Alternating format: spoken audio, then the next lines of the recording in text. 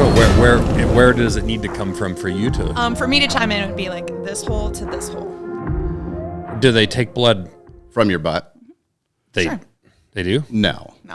I was like, what do you? I saw the fear on your face already. Like, are they gonna pull blood out of my butt? Like Hannah canceled that appointment. Immediately canceled. They're pulling blood from my butt.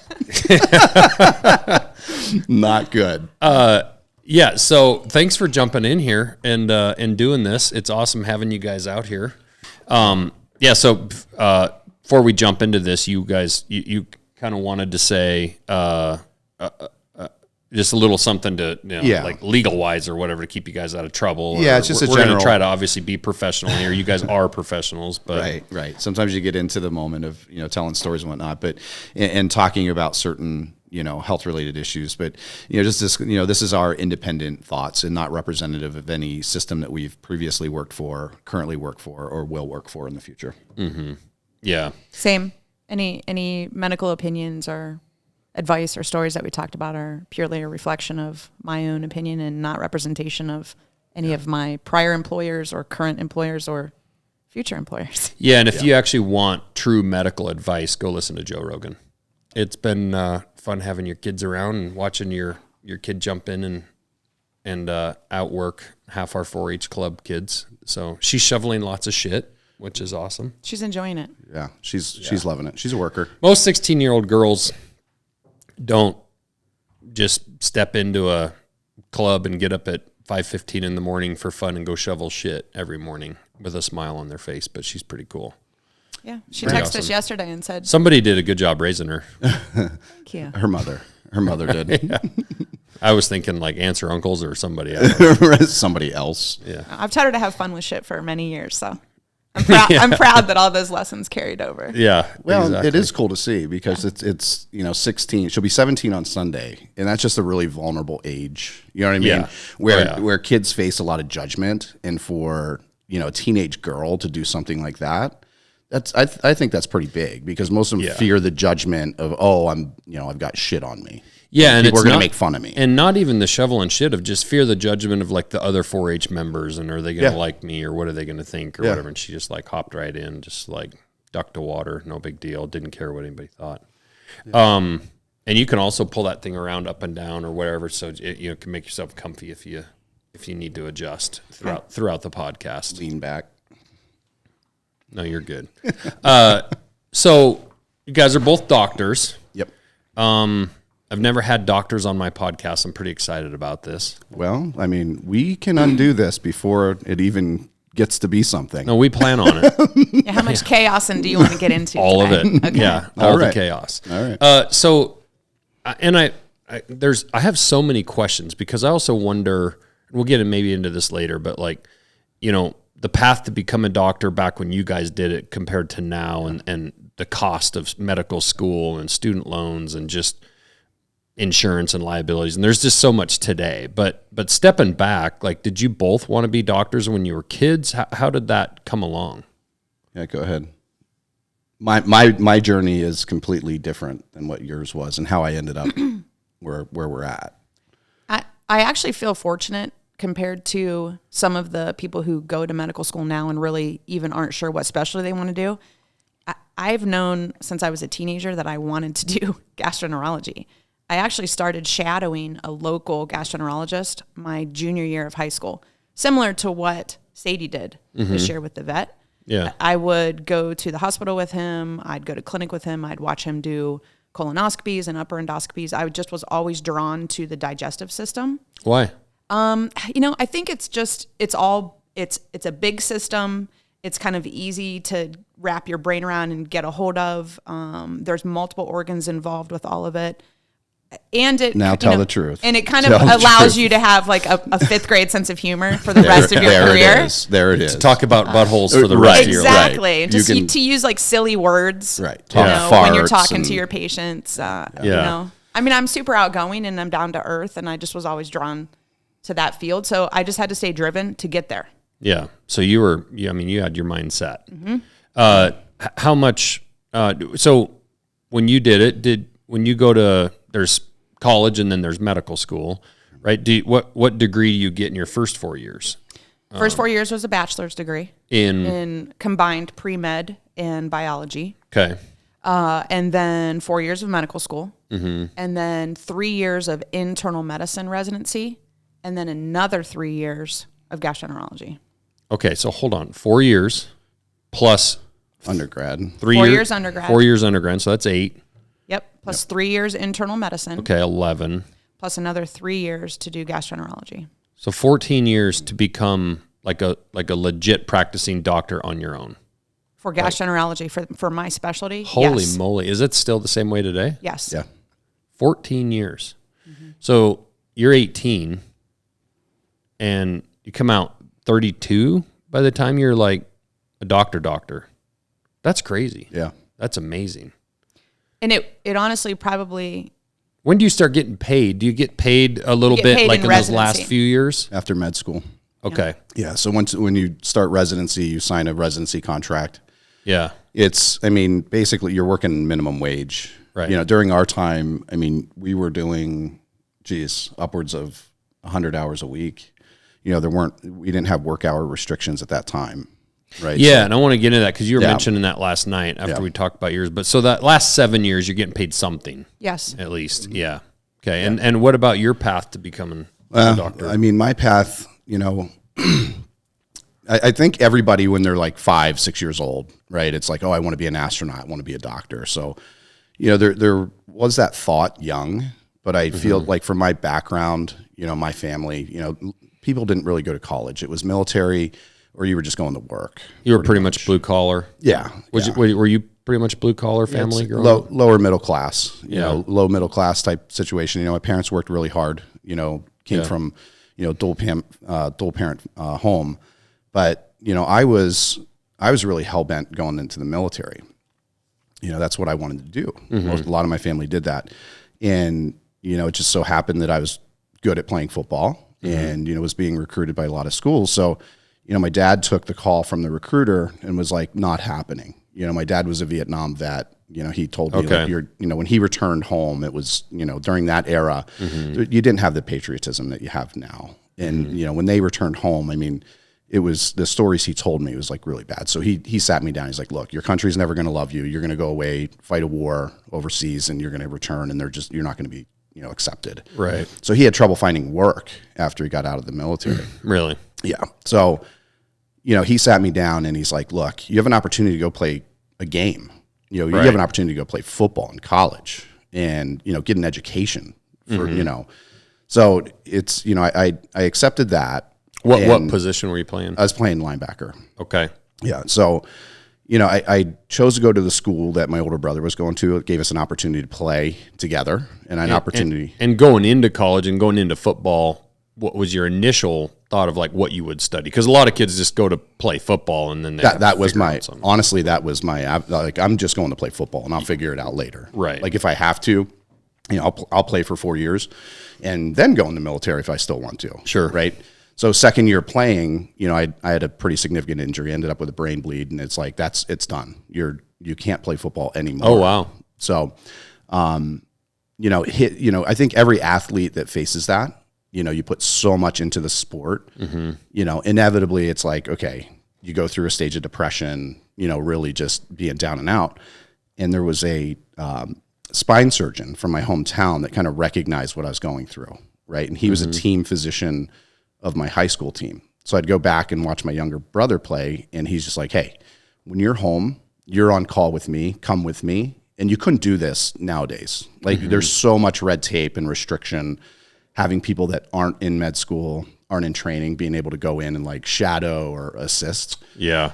So which is unfortunate. Yeah, it is, because that really opened my eyes. And I remember the first time that I went in on a surgery with him, I was like, wow, this is awesome. And, have an opportunity to help somebody in need. And I've always been that mindset of like always wanting to help. So, and you were still enrolled in school at this point? Yep, still in school. And were they willing to honor your scholarship kind of through the end of your school, or did you lose it? No, you lose that. Damn, yeah. With an injury, that sucks. Yeah, so lose that. And then it's like just completely switch gears. And I was on a pathway of like, I'll graduate in 5 years. I think a lot of athletes, but football, I don't know any of the other sports, but it wasn't uncommon to kind of set yourself up to be there for 5 years. Sure. Right? You're taking minimum credit. So I had to actually go to the dean, petition, because I wanted to be done in 4 years. I didn't want to drag it out at that point. So I ended up taking, 20 some credits a semester just to get back on track to graduate in 4. And at that point, what were you deciding your degree was? So at that point, I chose a health sciences degree, pre-medicine, Okay. pre-med focus. But going into that, because I was just focused on playing football and really didn't care much, my GPA was not stellar. Yeah. So I had to really pick it up. And, my last 2 years, end up with 4.0, bring my GPA up, and then just, went on that pathway. Got accepted to a few schools, ended up choosing the same med school where we met, which was in Erie, Pennsylvania. Actually, stepping back, I find that interesting. I think that's so common with kids, and it's why I think more people need to go to high schools and talk. Like a guy like yourself, right? That's like seems like a pretty normal dude. Like you wouldn't. I don't really think you would know you were a doctor if you were just hanging out and met you at a bar somewhere or whatever, and you look like just a blue collar guy with a tattoo on your arm or whatever. If you went into a 8th grade class, 9th grade class, and told some stories and whatever, kids that are getting C's, D's, barely, could give a shit. If you got through to those kids and gave them a reason to do well in school, I think a lot of those kids could flip a switch and get good grades. Like you said, you kind of flipped a switch and got 4.0. Yeah. But it's because you actually had purpose and reason. Right. And I think I was that way in high school. I could give a shit. I didn't really think it applied to anything or whatever. What I learned later in life with some of the algebra and some of the things that I needed, like when I got my lineman job, I had to go buy the book Math for Dummies when I was 30 years old to pass the apprentice math test to get my apprenticeship. Right. But had I known down the road when and where I'd need that stuff, I would have paid attention and at least enough to have decent grades. Yeah. But I think with kids in school, that sense of purpose, you go from just playing football and not give a shit to I'm going to be a doctor and a 4.0 kind of on a light switch. Yeah. It just shows how much more we need to talk to kids in school and give them a reason to do well. Because they're just sitting there with like, wow, this is stupid. I'm never going to use this. But they can't put themselves in a 30-year-old brain. Right. And that just comes with maturity. Yeah. And mentorship and being able to mentor the youth is so, it's important. Because like you said, it's, you have kids out there that, they have fear of the unknown, fear of being able to accomplish something, and they just need somebody to step into their lives and say, look, you can do this. Yeah. So I do a lot of that type of speaking with younger people, high school people, college, college students, stuff like that. Like anybody can do it. You just have to have the mindset for it. Well, and that's the thing too, of being able to come into a class wearing a bushwhack outfit or shirt. I don't wear. I don't. So his I don't show up. Different from work. Yeah. No. What I'm saying though is showing up at a high school, wearing a T-shirt and looking like a normal person and telling stories about being a normal blue collar, middle, lower class kid, and relating to them, but then showing them like, but you can be a doctor. You don't have to be from some rich family somewhere, and you can choose to turn it around, and you can still be a normal dude that likes to go out and hunt and do things and be a doctor. Yeah. I think just a lot of kids tend to think they see a doctor in their uniform at work and they're very official and they're, very smart, and they don't realize that guy 25 years ago was them in junior high or high school. Right. Without a plan or purpose or whatever, and dinking around and fighting kids and just whatever, right? Yeah. Typical stuff. But like those kids can become doctors, and I just feel like a lot of kids don't maybe even think that's possible. No, I agree, and it's sad because they need somebody in their lives just to give them a little nudge, right?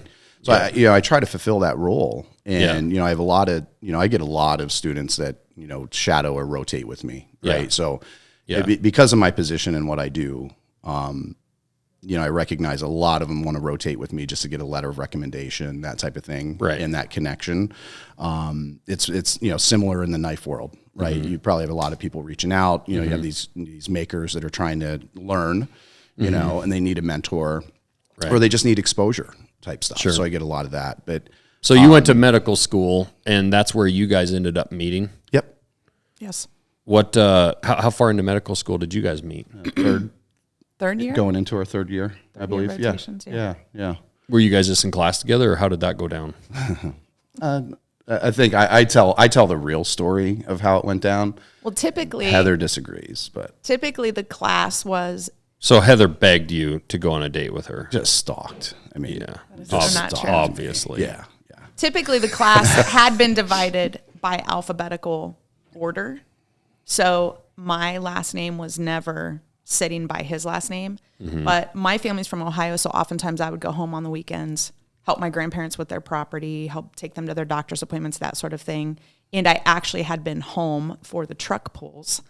So I came in and drove back early Monday morning for class and was late. He was also late, so he was sitting in the back. I was just always late. Not where he was supposed to be sitting, and I happened to sit down next to him. So both of you were late. Yeah, Yes. I had no good reason to be late. I was just late. I think it was. I know I was late. The Steelhead were running at that time on Erie, so this is October-ish. October they would really start running as the temperatures drop. So it's like I'm hitting the streams early on in the morning. So this is where you and I story separates. This is where I drop out of college and keep Right. duck hunting, and you somehow Right. You somehow kept going to class. It was tempting, right? So it was very tempting, but I had just that's gotten why back. I was late. I'm out fishing. I got to go on a week trip to Canada with my grandma and grandpa and my aunt and uncle and their family, who I'm very close with, for walleye and pike fishing. Okay. And had gotten back from that like a week before and was still pretty much on a high from that, especially the pike fishing, because they put up such a fight. Yeah. And we just had so much fun on that trip.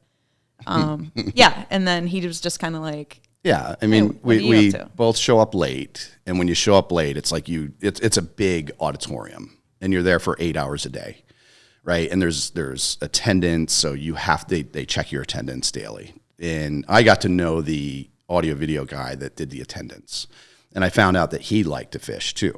Okay. So every Friday there'd be a 30-pack in the back of his pickup with some fresh bait. So I had perfect attendance through medical school, although that was so far from the truth. So it's like I roll in late, and I take my seat, and then she sits down, and we didn't even know each other at the time. Mm-hmm. I mean, we had some friends in class that, you know what I mean, that knew each other, but we had never like socialized or anything like that. So she sits down next to me, and it's just small talk. Mm-hmm. Like, hey, what'd you do this weekend? What are you? Hey, I'm, introduce yourself. And, she starts telling me, she's like, yeah, I was at the truck pulls. I'm like, wait, what?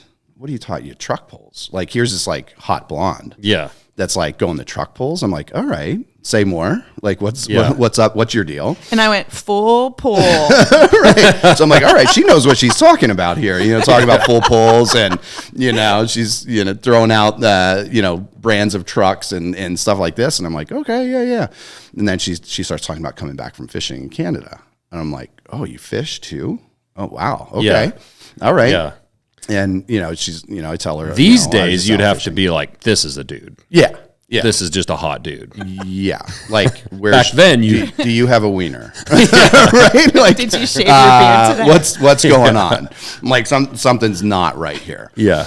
So Heather quickly she's like, hey, you fish, and I was like, yeah, I was just fishing this morning. She's can I go with you? And I'm like, Because I'm thinking he sure. has a boat. Right. And this is similar to Canada. Like, we're going to go walleye fishing. Yeah. So she thinks a broke med student like herself somehow has a boat. Yeah. Yeah. I didn't have a boat, and I didn't know that. I didn't realize that's what she meant. So I go to pick her up, and I'm like, all right, where's your stuff? And she's like, what are you talking about? I don't have anything. She's like, I'm like, you mean like a Rapala or a Fandangler or like, are you asking about my I'm like, bait no, or- like yeah, no. waiters, a pole. She's like, where's your crew and your deckhands? Right. Yeah. So I'm like, okay, like I don't think we're on the same page here. So whatever. Okay, so we have to run to I forget, like Cabela's or something like that, and have to completely outfit her. Mm-hmm. So buy her, get chest waders for her, get a pole, Which is that's a legit first date. Like, Yeah. I mean, she must have been, obviously pretty damn hot to do that. 'cause yeah. I'm like, she's okay. not hot. You're like, well, Whatever. yeah, maybe this isn't going to work out. Yeah. But Go figure something else instead out. you're like, I don't have any money, but I'm going to put this on my credit card. I have no money. Let me put this on my credit card. I'll pay for it for the next 30 years. Yeah. I have no source of income right now, but let's, let me put this on a credit card at, 30, no, Dad, it was 30% interest. Oh, yeah, no, it was worth it. You should have seen how hot she was. Yeah. Oh, no, my parents that wasn't my parents' credit card. That was all on me. And so we end up going fishing for the day. And, she's at the mouth of the stream, kind of into the lake, and I'm up in the stream because they're running. Also, I just hear splashing and yelling, and she goes and wades out above her waders, and they fill up, right? Because she's a blonde. Correct, right? I had never had a pair of waders on. Yeah. She'd never worn waders, so she doesn't realize, kind of, hey, these things can't fill with water, or else you're going under. And once they fill, I mean. Oh. Yeah. Josh, I look out, and she's chin deep, and it's like. I didn't want to say anything. I was embarrassed because, I can swim. I can swim really well. I love to swim. Not with waders. But I was going under. Yeah. And I just kept thinking, this is really embarrassing. I don't want to yell for help. Yeah. But it was dragging me down, and I could not get up. I had to yell for help. Yeah. Yeah, and it's at that area of the lake, I mean, it's a steep drop off. Yeah. I mean, it goes quick, right? So I'm there. It's like I strip my stuff off and just, run down the beach, and she literally, I mean, she's under, so... I undo her stuff, pull her out of the waders, drag her up on the beach, and I'm like, what is going on with this chick? Yeah. No gear, and now she's drowning in waders. I don't know. Not a fisherman. So I'm like, how much fishing do you actually do? But whatever. Yeah. So that kind of started off in, we left there. She's soaking wet. She could care less. And it was like immediately like, hey, where were you laughing about it when you got out? Oh, yeah. Yeah. Once I realized I wasn't going to die. Yeah. And that he was someone who was humble enough, that wasn't going to think I was a complete idiot. Like I said, I was embarrassed, but what are you going to do? I mean, you just be thankful that you didn't drown, and you go to Cracker Barrel and you get some bacon. He didn't make you feel bad about it. Right. No, we went to immediately okay, what bar are we going to? I need a drink at this point. Yeah. So. Do you drink whiskey? Let's go get some. Right. So we go do that, and then we wound up going to a friend's house, and she's still soaking wet. You don't have to take me home to change or anything. I'll just go to this party soaking wet. Yeah. And it's just we laughed and laughed. And I think everybody at that party was standing there what is with these two? Yeah. Because we're just laughing about it. But yeah. And that just kind of that. And once you've saved her life, she really can't dump you. No. I mean, she's stuck with you as long as you want to be with her. Yeah. Yeah. I mean, at that point it was just kind of friends, that type of deal. And then, it just kind of evolved from there. Yeah. Yeah. That's cool. Yeah. So, and you guys were in the same year of medical school. Mm-hmm. So going on beyond medical school, kind of how did your careers and your training line up? Because you both still have to do residency and all that stuff. So, that's a pathway, in your third and fourth year of medical school, you start doing what's called clinical rotations. So every month you'll be at a different hospital, different city. So you're really, essentially you're homeless, traveling around in your vehicle with whatever possessions you have with you, in your vehicle. It could make or break you mentally. Because everything you own, for me, was in the back of this old broke down Geo tracker that I bought off of my uncle that he ran the shit out of in the oil fields and was I'll give it to you for $1,000. Yeah. Everything that I owned was in a tubby in the back of that tracker. And you move every month. And you two, city to city, and you're in student housing with other people that you don't know, but you're an adult. And when you're doing that together, do you have any control over kind of what hospital you go to next, or can you kind of be together? Yeah. So we had actually at this point we had already established kind of our regional rotation area. So you pick a region, and then the medical school will assign you to hospitals within that region. So, and are you married yet? No. Still dating? Nope. Just dating, really just started, hanging out dating. And, Heather her region was Ohio. She's from Ohio. My region that I chose was PA because I'm from central Pennsylvania. Yeah. And I already had a plan of where I wanted to do residency. And it would be at the hospital in the town that I grew up. And did you know? Large academic center. Stepping back just a little bit, sorry. At what point did you kind of know you wanted to be an ER doc? Oh, that was halfway through my first year of residency because I actually started in surgery. Okay. Right. So I wanted to be a surgeon. And I think that was natural because of the mentor that I had was a spine surgeon. So that's a lot of the, observation. And then what made that shadowing thing pop in your mind of like, oh, this ER stuff's cool. I want to do that. It was 3 months of doing trauma surgery back to back. Yeah. Where it was a rotation of every other day doing 36-hour shifts at the time. Yeah. So you'd go in at 5 a.m., do, lightning round on the patients from the night before. You'd operate through the day. You're on call at night. Whatever traumas come in, you're either going straight to the operating room with them or you're tucking them in to do surgery in the morning. And you really enjoyed that? I did, but other than the grind, I mean, it's a grind. That grind, the hours that you guys spend during that period is absolutely insane. You essentially give up everything. I mean, you give up your family. You give up friends. Like you just watch, friends kind of fall off over the years. Did you guys have a really hard time dating and getting time together? Or? No. I mean, we were both going through it. Yeah, we understood it. We did the same thing. We might have had different rotations and you might have had different times that you were post-call or different times that you could sleep where we were just passing. But for the most part, you're in it. Yeah. You're just going through all of it, the same thing, and you understand it and you get it. Was it kind of nice to have each other to lean on with that stuff? Yeah. I mean, that's a really strong support system, having somebody going through it with you. It really seems like it would either break a relationship or really bring you together. I mean, doing it through that together. And it would probably be hard if you were dating just some chick who got a 4-year degree and just was having an 8 to 5 and just not understanding maybe. Well, that's why the divorce rate is so high amongst physicians, because, you marry somebody who's not in it and they don't understand, and they've got to take a back seat to it. It's like it's really a dead end. I mean, it's an all or nothing deal. Right. Like if you don't succeed at this, you then have nothing. And you've got $300,000 to $400,000 worth of debt that you have to pay off, and finding a job that's going to support that payment.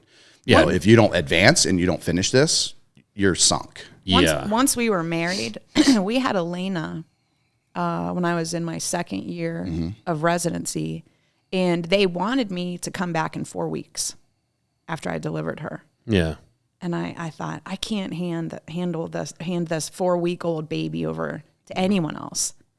It was heartbreaking. Yeah. And I ended up taking 11 weeks. But they said, that part of it's going to be unpaid, and then you're going to finish residency late. Therefore, you will start fellowship late. You're all going to be off cycle then at that point. And I remember after I had her, I said to Mike, I would just cry at night because I said, I'm going to quit. Right. I don't want to go back. I have this tiny little baby, she's ours. I can't hand her over to anyone else. And I'm not going back. And he's like, the hell you are. He's like, what do you think you're going to go do that you're ever going to pay those loans off? Right. Nothing. Yep. It is a dead end. Right. You have to just keep going until you're done, because there is no other job you're going to go get with the degree that you have that you'll ever pay those loans off of. So I kind of just had to suck it up. And the days that I was in the hospital for, 35 plus hours and Mike was post-call, he would bring her in for a little bit, let her visit with me at lunch or something like that, just to kind of get me through it. Yeah. But that was kind of that was the eye opener for me starting in surgery, that, here I am, it's, we wouldn't see each other for days. It's, you're on this cycle of doing 36-hour shifts like every other day. You'd get home at 5 p.m. the next day from when you started. You'd have dinner quick, and you just crash. And you'd get up and start that 36 hours again, over and over, Groundhog Day for 3 months. And I did that for 3 months straight. And it changes somebody. You're sleep deprived. You're miserable. You're gonna evolve into a person that you're really not. Mm-hmm. So at this point, we weren't married. We're living together, and Heather's just like, what are we doing? Mm-hmm. Do we have a plan to get married, to start a family or anything like that? Because if we do, this isn't working. Right. So I'd say a series of events over the course of 2 weeks kind of opened my eyes. There was this surgeon, a surgical. I was going to say with the red glasses. Yeah, surgical oncologist, Dave Birch, right? So Dave was just a brilliant, surgical oncologist. And I loved operating with him. I try to align all the cases I could with him and learn as much as I could from him. And this is like 10 o'clock at night, and we're about to start what's called a Whipple procedure, right? Which is this huge surgery for people with pancreatic cancer. And you're essentially going in and taking out sections of the liver, the pancreas, section of the small bowel, Wow. and kind of rerouting things. So it's a massive surgery. And, we're at the scrub sink and we're scrubbing. And I'll never forget, because he had these, reader glasses that were like the American flag, and he always wore them low on his nose, looked over the top of them, and we're scrubbing. And he's like, "What are you doing this for?" And as a first year resident, like, everything is a test. Like, you feel like you're being tested daily, like you're getting, pimped and questioned, and, you're trying to prove yourself over and over daily.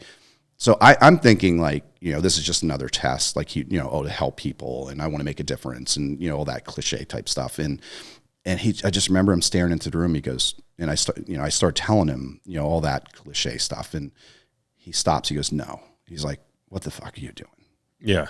He goes, "My wife, I'm getting divorced, and my kids don't know me." He goes, He said that? He said that. He goes, "If you have half a brain, you'll get out of this now." And that was devastating to me, because it's like, I almost idolized this guy. He was so good, and he was such a great mentor. It's like, I'm like, whoa, and we had the conversation earlier in the week. So all this stuff hit at once. And I remember leaving that surgery, going down to the emergency department to do a consult on another surgical patient.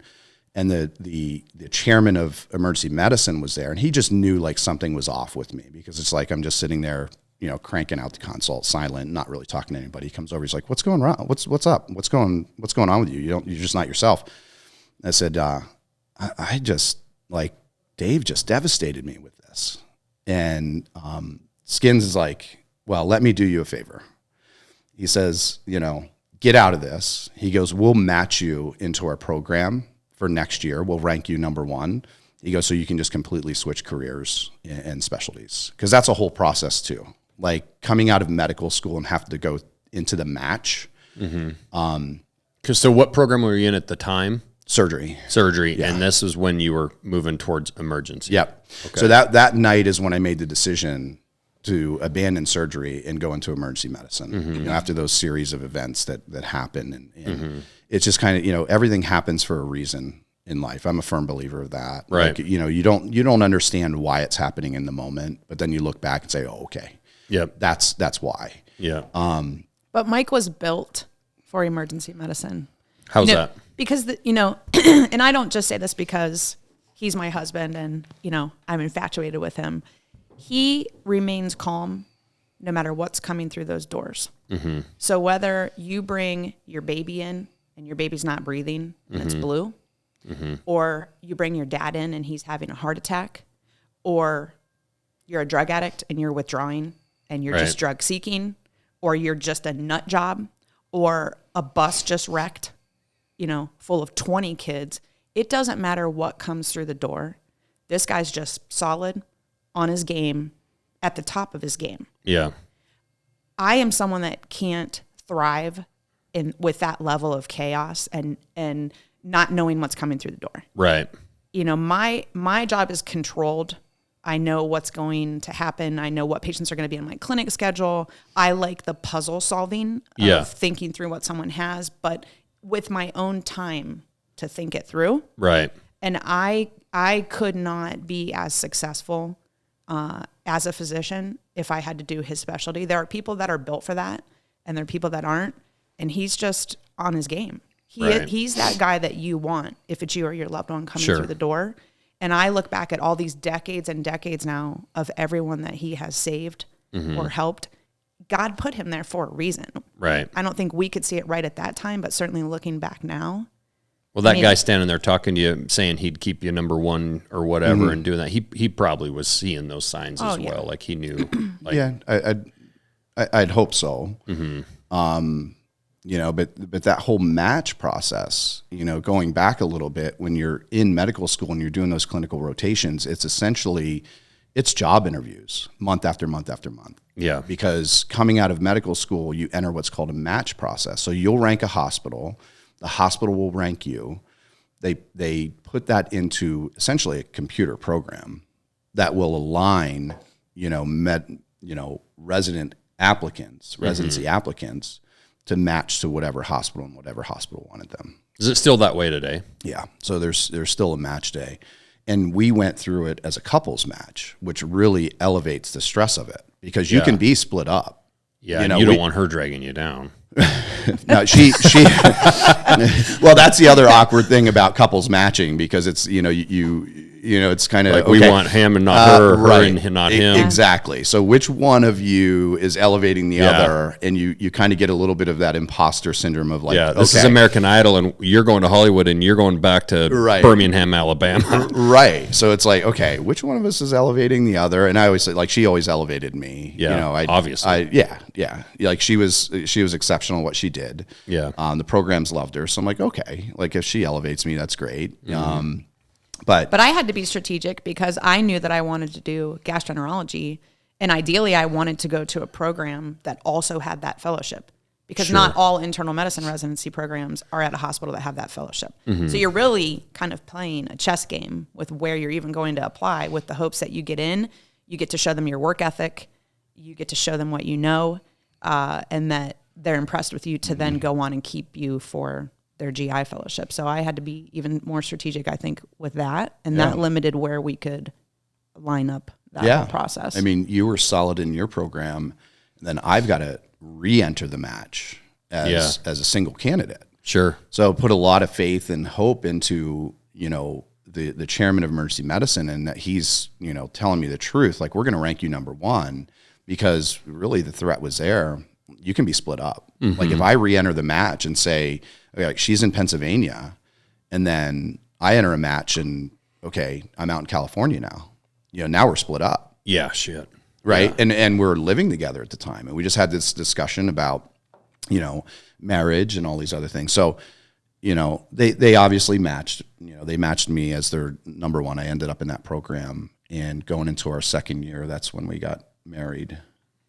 And was that residency a lot better, like than what you were starting or what you had been doing with surgery? It's different, right? So both programs were exceptional, like really good training programs. Where we trained, it's nationally recognized programs, and I'd say the emergency medicine program is one of the top in the nation, by far. I mean, and that's just because of the structure of it. Do you want to mention those programs or not?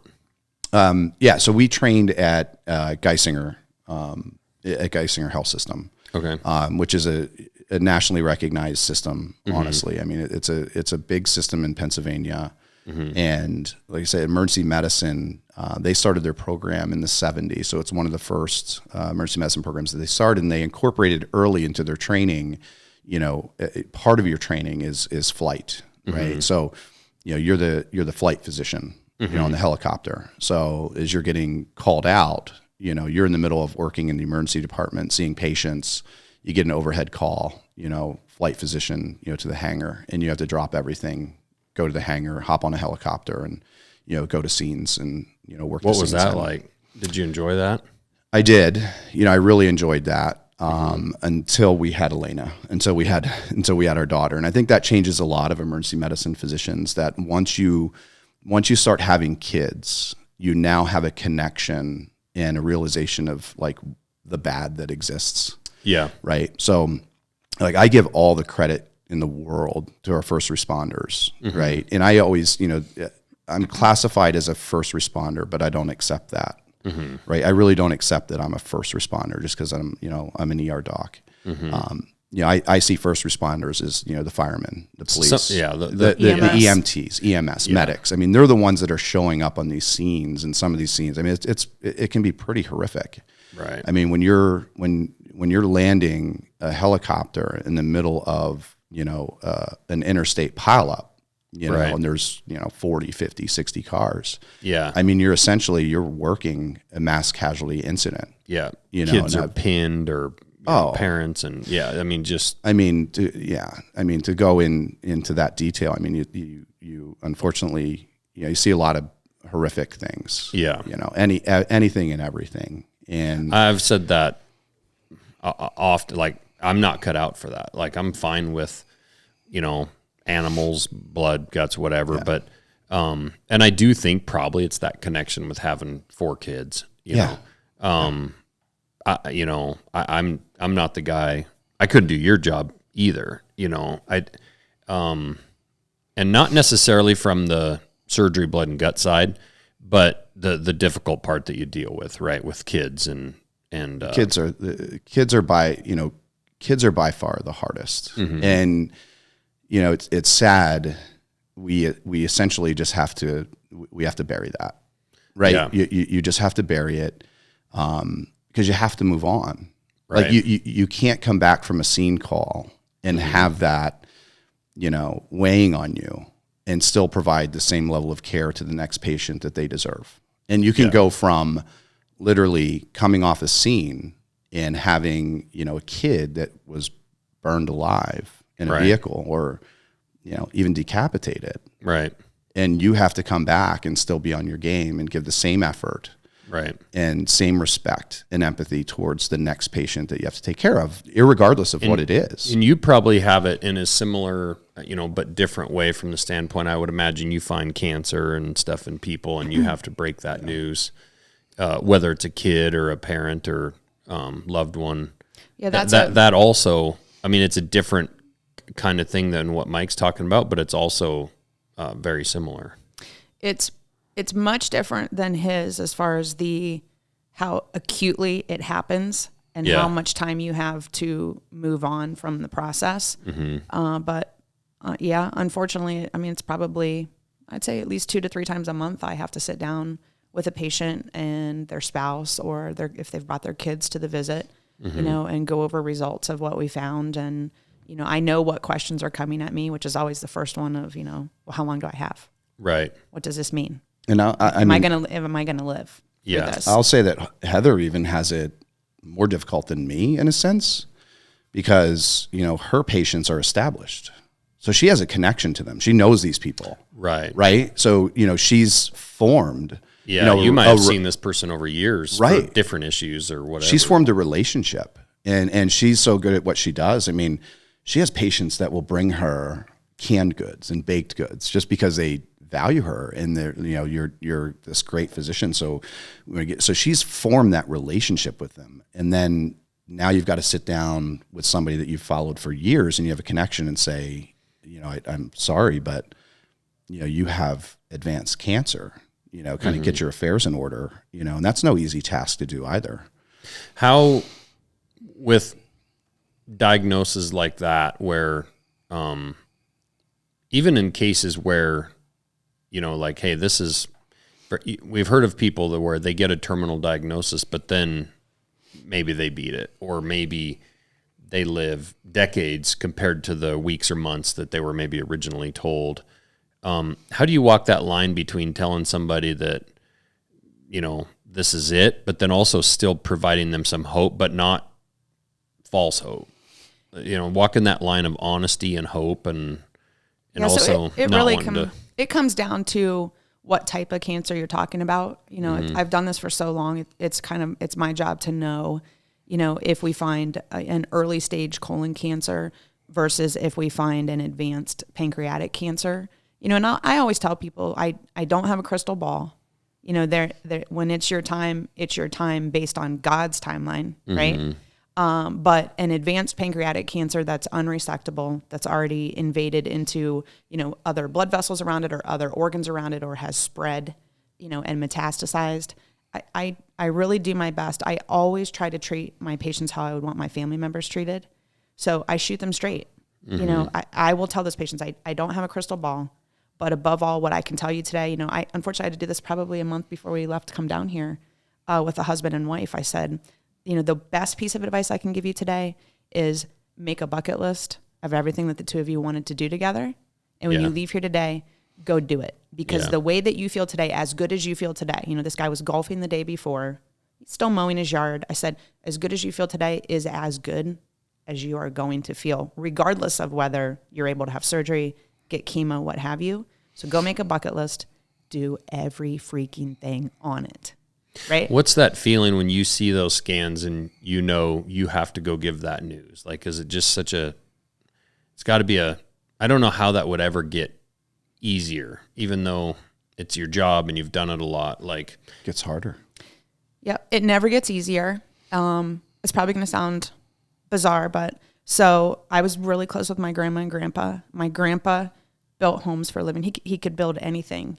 And he always used these, you'll probably know what they're called, but they're like a tape measure, but they're wooden and they collapse. Right. Yep. They're about this long. Yep. And they have like metal hinges on them. Right there. Yep. Exactly. Right here. So I have that of my grandfather's in my briefcase. Yep. And anytime I have to go into a room and give news like that, I get that out of the middle of my briefcase. I hold on tight to it, and I say a prayer, and I ask God to give me the strength to go in and deliver that news professionally with the knowledge that I have from all of these years, but not get too emotional, because you can't sit there, especially as a female, and bawl while you're giving these news, you know, and you have to be prepared to answer the next questions that are going to come after you give that first diagnosis. So I always just ask God to guide me with, the strength to give a professional delivery of the diagnosis. And I hold on to that little thing. And I hope that, my grandparents are watching down, and that from heaven, they're proud of me, and they help guide me through that. Yeah. I don't think that's strange at all. And I it's an interesting, you talk about that emotion, whether you're, man or woman. It could be taken different ways by the person receiving that news, right? Because if you're not emotional, then do you care? Like with their, from their standpoint, right? Like, this doctor told me, and it was like she didn't even care. Yeah. But also on the from the other standpoint, like you say, I wouldn't also want my doctor bawling and all emotional. So like, there's this weird fine line of how you deliver it, and with a tone, and because they're analyzing it, and you could do it identically with 5 people, and they could take it 5 different ways. Because everyone has different personality with it. Yeah. I can tell who needs a hug and who wants a hug. Right. Right. You start and I'm to the first learn one to jump right in and give it. Yeah. You start to learn that over the years of, doing this for nearly, it's like 20 years now. You can quickly analyze the type of person that you're working with, or the family member. But you're right. I can, be working, a pediatric, arrest, or, a situation where the kid dies. And, I've always been the mindset, like, you don't want an ER doc that's frantic, that's overly emotional, just because that's my personality. Like, if I have a situation like that, and I see a surgeon or, an ER doc, and they're, highly emotional, and it's a charged situation, I have doubt that they have this under control. Right. So it's like, my approach is always like in control, little emotion in the moment. And after the fact, it's like, I'll go to a back hallway, or I'll go out in the ambulance bay, and you let it go. But, you cry, do whatever you need to do, kick the wall, whatever, because it's like, we're human. Like, we're not robots. But, again, like 5 people, you have 5 different responses. Yeah. You'll have one that feels like he had this under control, and then you'll have another one like he didn't care, and they're writing letters to the president of the hospital, like, you need to fire this guy because he could care less that my kid died. And that's furthest from the truth, but obviously. But it's, that walking that fine line of how you interact and how you manage a situation, I would say is, I don't know that you ever perfect it. It's never seen as you guys are in. It's such similar situations, but so different, because you're telling someone, that it is the end, but they still have some time, whatever that time is, and you're telling somebody that somebody didn't make it right in the moment. Right. Yeah. And maybe that parent didn't even get a chance to say goodbye or whatever. Yeah. What's that? What's that like with I can't imagine, like hearing a mother's scream or a parent scream.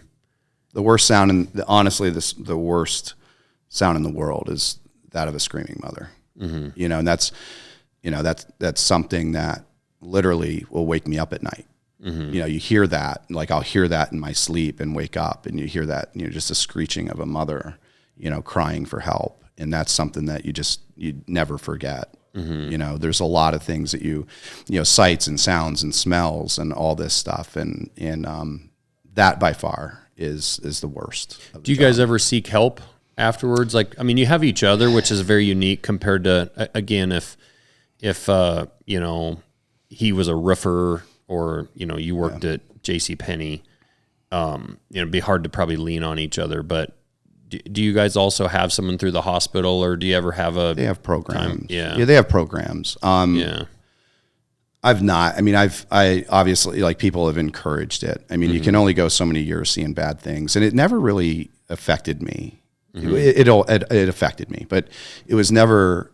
I never had a real outward expression of it until probably about 6 years ago, where, you know, I'm in we're getting ready for a Christmas party, and I'm in a liquor store, you know, buying some stuff to get ready for a party, and it was this brand of alcohol that I saw, and did like immediate flashback to one of these scenes that I landed on that was one of these mass casualty events that I had just buried. Sure.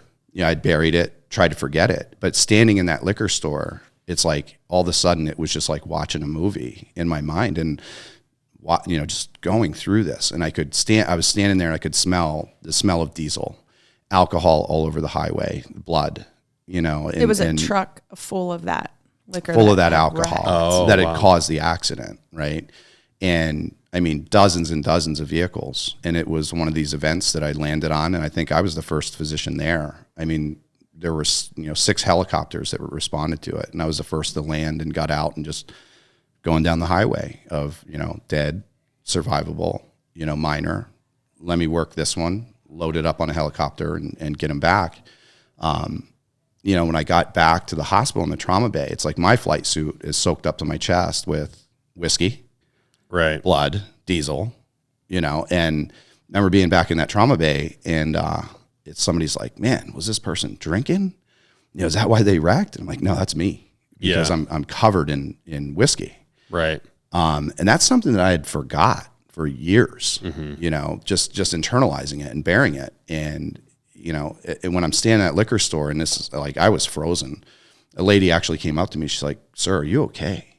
Like, what's going on?" And it's like, at that point, I recognize, like, you can't internalize and bury this stuff for so long. Eventually, it's going to boil over. Yeah.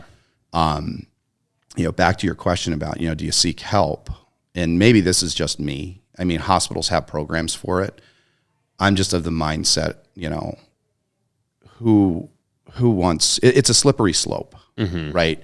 When you relicense and recredential, you know, on the credentialing and on your licensing, you have to designate if you're currently, you know, in treatment, right, or depression, for mental health issues, stuff like that. And you know how that could play out. Well, it's the same way in the military. I mean, Right. I've heard, obviously, you know, guys go get a little help and they tell somebody they're just struggling with a certain event, and the next thing you know, they're not on a team anymore. Right. And it's like, well, it doesn't mean you're inoperable, right, or whatever. It's just like there's, you know, an issue happening right now. Yeah. You know, so, you know, I can see that. I you know, there's obviously all this really tough bad side of it, but then that's balanced out also by, I can't imagine the feeling of the situation where a child comes in from a car wreck, that they're doing CPR on, that is actually, you know, dead at that point, or very likely going to die, and you save their life. Yeah. Now that feeling, I can't even imagine going in and visiting that kid in their room 3 or 4 days later, and they're awake and stable and on their way to recovery. Like, and I can't imagine the emotions that parents have with you when they know that you're the reason their child's still alive. Yeah. I always see it as, you know, that it's my job. You know, that's what I was put here to do. I remain humble about it. It's like, I'm just doing what I'm trained to do. Obviously it's a good feeling, right? You want everybody to survive. You want everybody to have a good outcome. And, you know, I've received letters and emails from parents, you know, thanking me. And, yeah, it feels good, but, you know, it's what I do. Yeah, you have that's to. what I have to do. I personally feel like you really have to celebrate and feel proud of yourself. Same with with you, Heather, if you do make a diagnosis of a cancer, but you catch something earlier, maybe that someone else would have missed. You spotted something that's maybe not quite right. You dig a little deeper, you find cancer, they get it fixed, and they move on, lead a great life. Had you missed it, and 6 months later, a year later, it's a different situation. Balancing out this really tough part of that job versus this side of it, gosh, you should celebrate that, because you both have a skill and a talent that has helped. I can't even imagine how many thousands of people at this point. It's unfortunately the toxic nature of medicine nowadays, right? Where you don't receive as many thank yous and praises as what you do criticism. And I think that's just the transition of society right now, where people are far more likely to criticize and complain about it versus just give a simple thank you. Like, I can't tell you how many hours I do in a row without a patient just saying, hey, thanks. And, Really? And they don't realize what that does for the treatment team, right? Whether that's a tech, a nurse, a doctor, environmental services, somebody that's cleaning your room. I mean, I think that society could benefit a lot more just through some simple kindness, and you're just not seeing that as much anymore. Yeah. And that's sad. So, when you say, oh, you should feel really good about it and celebrate that, unfortunately, that feel good and that celebration is far outweighed by the criticisms. I mean, I've already come out of rooms of, unfortunately, a kid doesn't make it and, have to quickly go to the next room because you're being criticized there of how long I'm waiting. God dang. I've been waiting 45 minutes in an ER. It's like, well, the reality is if you went to your doctor and got these labs and these x-rays and these scans and stuff scheduled, this would play out for months. And you're spending 4 hours in an ER to get it all done. Yeah. For us, it's just kind of like, that's just so bizarre. Like, we're getting this done efficiently for you. That's just a concept. Like, I thought you were going to tell him about concept. the lady who coded You Saved Her Life, and then she said, well, thanks for cutting my effing church. This was my favorite effing church. Her husband did that. Her husband. Are you serious? No, swear to God. So I've already, I had events where it's like, I'll declare a kid dead and have the mother hanging at my waist, begging me to not stop, keep going, don't do this. Have to walk out and see somebody that, has an ankle sprain. And I don't criticize that. Like, your emergency is my emergency. I don't care what it is. Right. I don't care if you have an ingrown toenail and you need me to manage that. I'll do it. That's my job. That's what I'm here to do. But it's really discouraging to walk out from a significant event like that and then walk into a room and it's immediately, what took you so long? I never tell my patients, I just had this. That's not their burden, right, to bear. That's my burden. But, I had this one event. But you do hit them, right? But I had this one event where it's like, I just, it was just so emotional and just such a bad one. And I just looked at the patient. I said, I'm sorry, but, I just had to declare a kid dead. And I spent a little extra time with the parents, because that's just what I need to do. Did that hit that person hard? No. Are you serious? She really looked at me. She goes, how's that my effing problem? Oh my gosh. And that's unfortunately... That's where you lose faith in society, correct. In general. Yes. And unfortunately, John, that's not a solitary event. God, I would feel bad for months after. I'd be like... You'd feel like a piece of shit if that's how you responded. Yeah. But not a lot of people. Well, I mean, even... I wouldn't respond that way, but even just...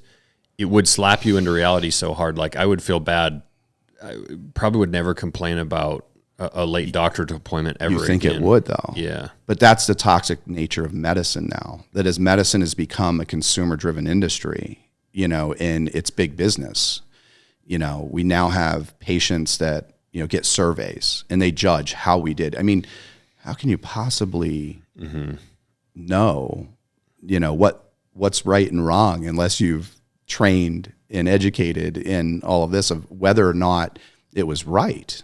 Well, how much has the ER changed just in your career dramatically with what the patients come in for, right? Because whether it's, I don't know if it's Obamacare, if it's healthcare stuff, because there was a point in time where, I mean, obviously the ER is very expensive. There was a point in time where people would not go to the doctor, period, because of expense, but definitely would avoid the ER at all costs. Yeah.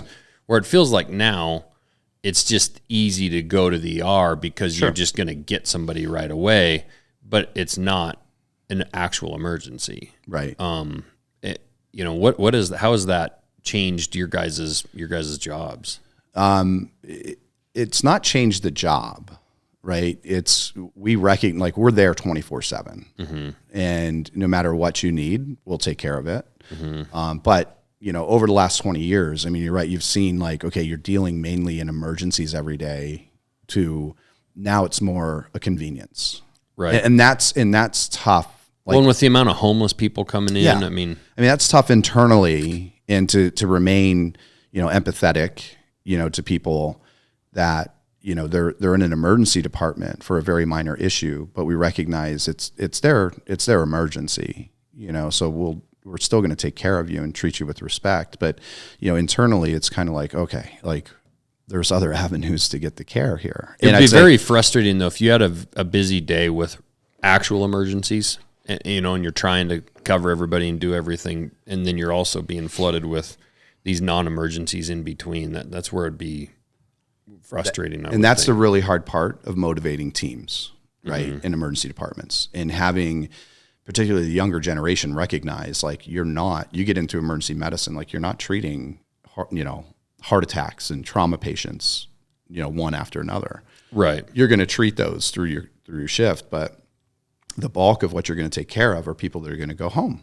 They're going to get discharged from the emergency department. Yep. So that's the tough part about motivating, teams, and recognizing, you're an emergency medicine physician, but there's this whole spectrum of things that we have to care for. Yeah. Anything and everything we have to care for.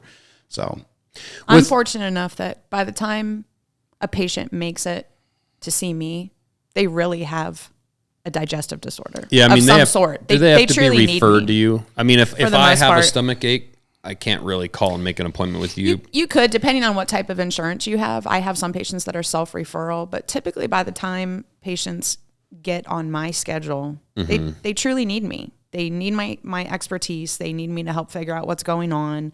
They may or may not need a procedure or some sort of imaging study. So I'm fortunate enough that I don't have to see a lot of trivial things. For the most part, people truly need me. And I would say, I mean, there are also people that don't thank you, and you feel like you had a thankless day, but I have kept every single thank you note or card a patient has ever given me. Really? Yeah. I kind of have like this right-hand woman nurse that she's, we're a team. She helps me with everything. If she was here, she'd tell you I have these big poster boards, and every thank you note a patient has ever gotten me or given me is clipped up there open so that I don't lose track of that, because there's probably days that you could just get buried in the negativity. Yeah, that's great.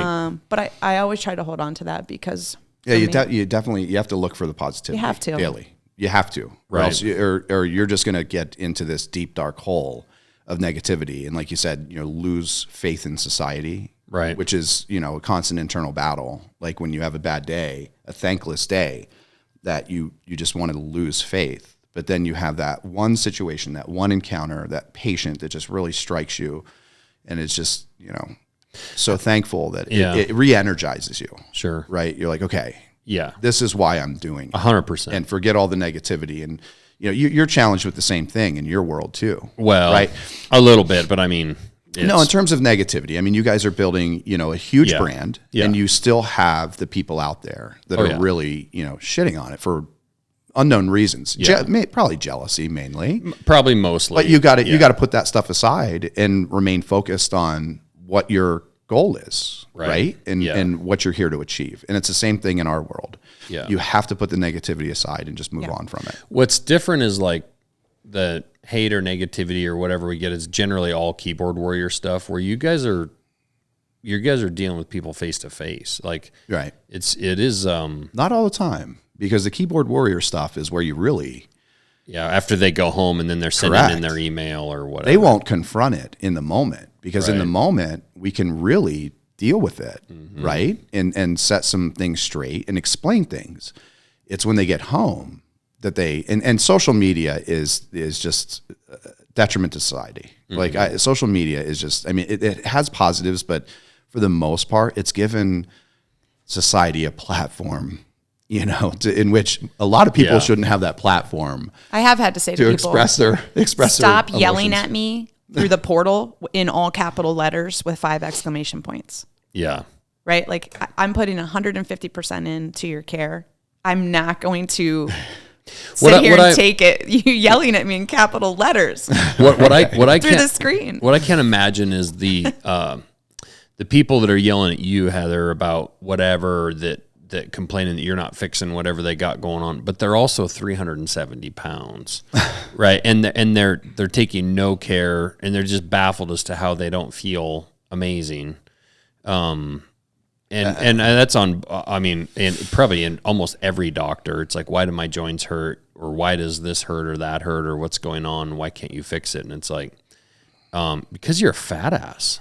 Like, you're completely unhealthy. You can't really say that now, though. No, well, I know you can't. And that's the thing about, take medicine back a few decades. And those were conversations that occurred between patients and physicians. And now, this concept in society of body shaming and fat phobia and all these things. And I think everybody has a fear of, the cancellation culture and being heavily criticized. And you can't really have those in not being discriminatory, not being judgmental, but have those conversations of like, you don't feel well because you're not living well. But there's reality. Like it's not discrimination. It's like you are 150 pounds overweight. Right. At minimum, it's and it is, when you say medicine, I really do feel, just as a civilian watching TV, seeing every pharmaceutical ad come on television, that they've tried to make a pill to fix everything. Oh, don't get me started. That's a rabbit hole that we can get down and spend hours on, as far as pharmaceutical industry and medicine. I mean, like you're right. Like, oh yeah, there's all these pills, or you can just take the next 6 months and try to, lose 30 pounds. Right. Like, but that's generational. Mm-hmm. Okay. So you see generationally the approach to that. Right. So when we started, we were mainly taking care of like the World War II population. All right. So when they would come in, they were on very few medicines. Mm-hmm. They didn't want to take medicine. They didn't want to take medicine. They were tough. Right. They were tough. Mm-hmm. Now you look at the generation, generationally, who we're providing care to, who's in their 70s and 80s now. And it's very reflective of society, of how marketing came to play decades ago, pharmaceutical industry and marketing, and how they've marketed our society of, we've got a pill to fix that. You don't have to make lifestyle changes. It's like, you can just take this pill. 7 out of 10 ads are some kind of a pharmaceutical ad. I mean, it is absolutely bonkers. You hear the side effects at the end, right? And then you're thinking to yourself, who signs up to take that medicine? I mean, it basically starts from head to toe, right? It's incredible. You could go blind, right? Yeah. Your nose could fall off. Anal bleeding. Right? You may not be able to taste or smell anything or chew anything. You may have a heart attack. Your wiener might fall off. I mean, the list goes on and on. But people are like, I'll take it. Yeah, give me that. I don't want to change my diet. It's bonkers. Yeah. I just want to eat fry bread every night. Which we've been doing for 3 nights in a row now. We all I'm actually going to need a medicine after this fair's over. Exactly. We're hypocritical at this point. Yeah, fry bread has been our thing since we've been here. These guys are here, and the where my kids have their steers is at the fair, and so we're having fair food, which is not fry bread and lemon dairy nightly. It's where it's at. Yeah, that's awesome. Tonight we might have to cook at the camper and eat a decent meal. Let's just eat protein. Yeah, just straight. Just nothing but protein tonight. Yeah. I would say also, we talked about, kind of all of the stressful parts and the sad parts and having each other, to kind of bounce all that off of, to decompress. Mm-hmm. But I would say that also there is a lot of kind of jovial and funny stuff that happens. Oh, yeah. But without talking about patient names and HIPAA violations and that sort of thing amongst each other. There was literally a day that I text him, same thing, like I had a heartfelt story and someone who did thank me and I did make a difference. And I, texted him and I was like, it feels so good.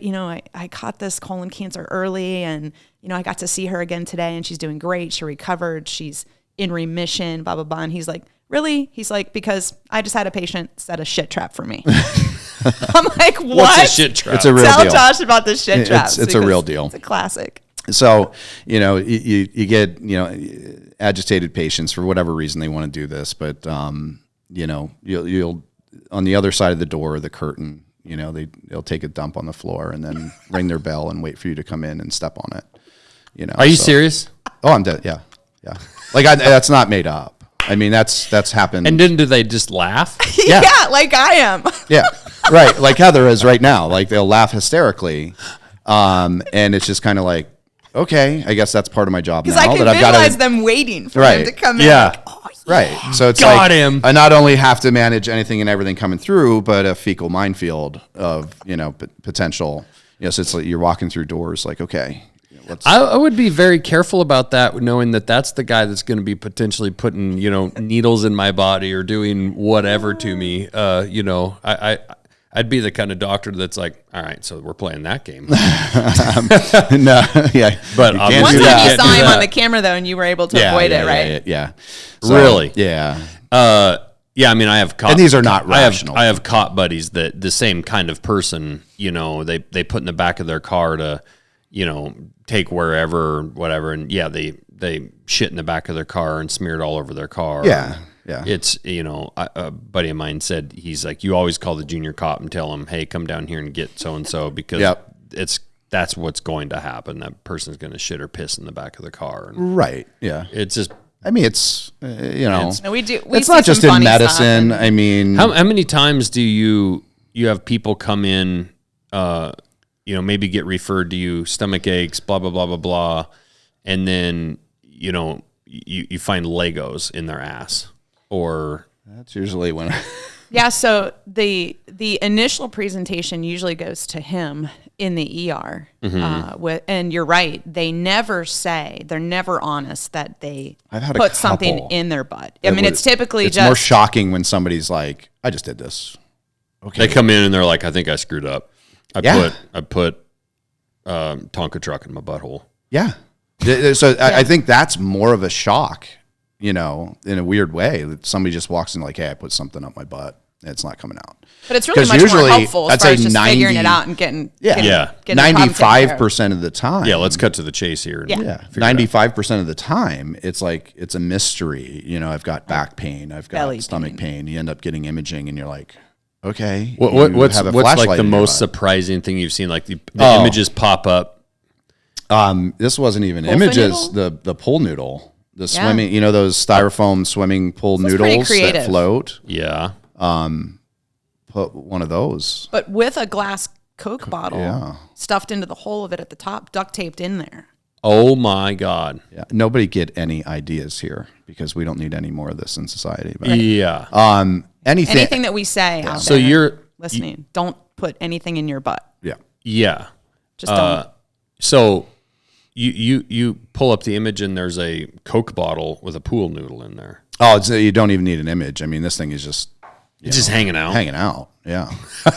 I mean, all the way up to the spleen. Seriously. Yeah. Yeah. And for whatever reason, like, why people do what they do, I don't know. And why didn't they pull it out? They couldn't. They couldn't get it out. I mean, that's styrofoam that gets caught. It's basically, that abrasive styrofoam. Now you have your it's in your colon.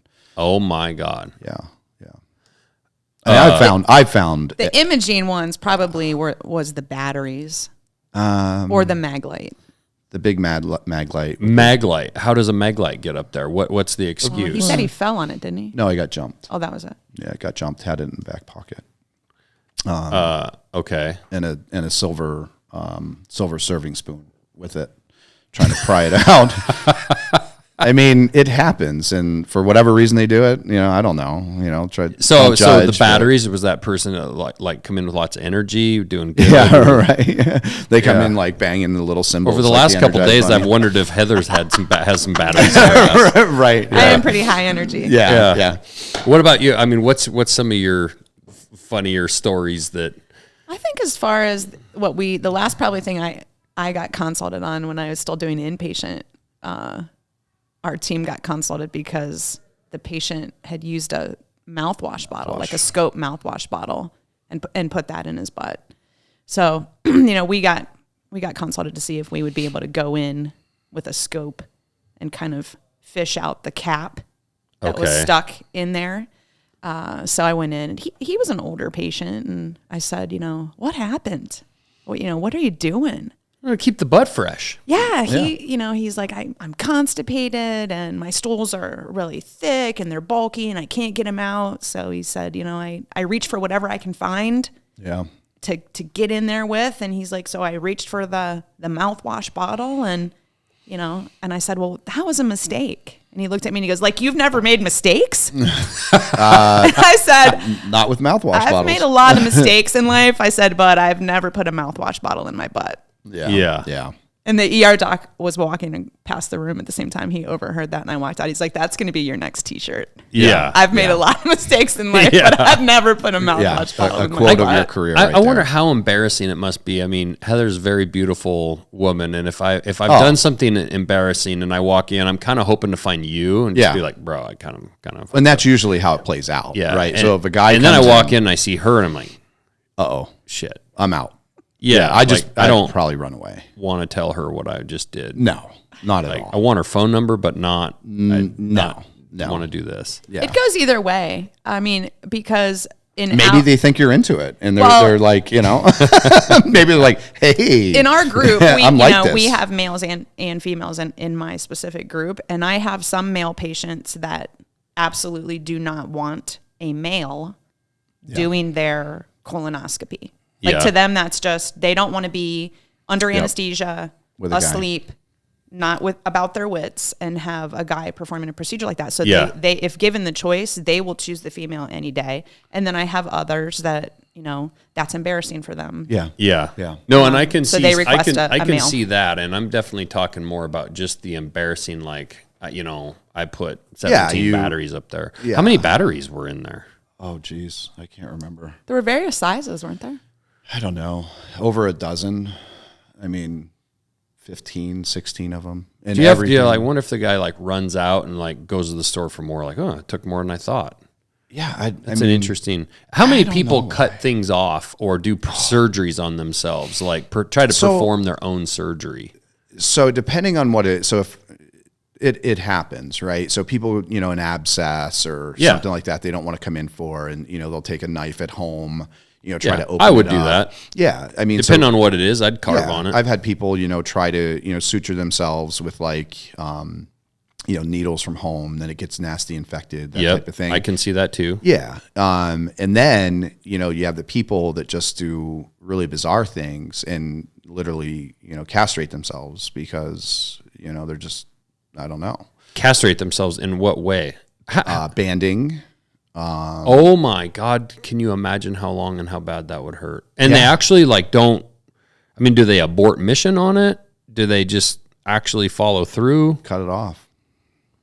Oh my God. So again, these are situations. Clearly mental health issues. Mental health issues, right. I mean, I've had, whether it's drug related or purely mental health, like schizophrenic patients, hearing voice, and I can't even begin to try to understand like what's going on there. So they cut their own dicks or balls off? Correct.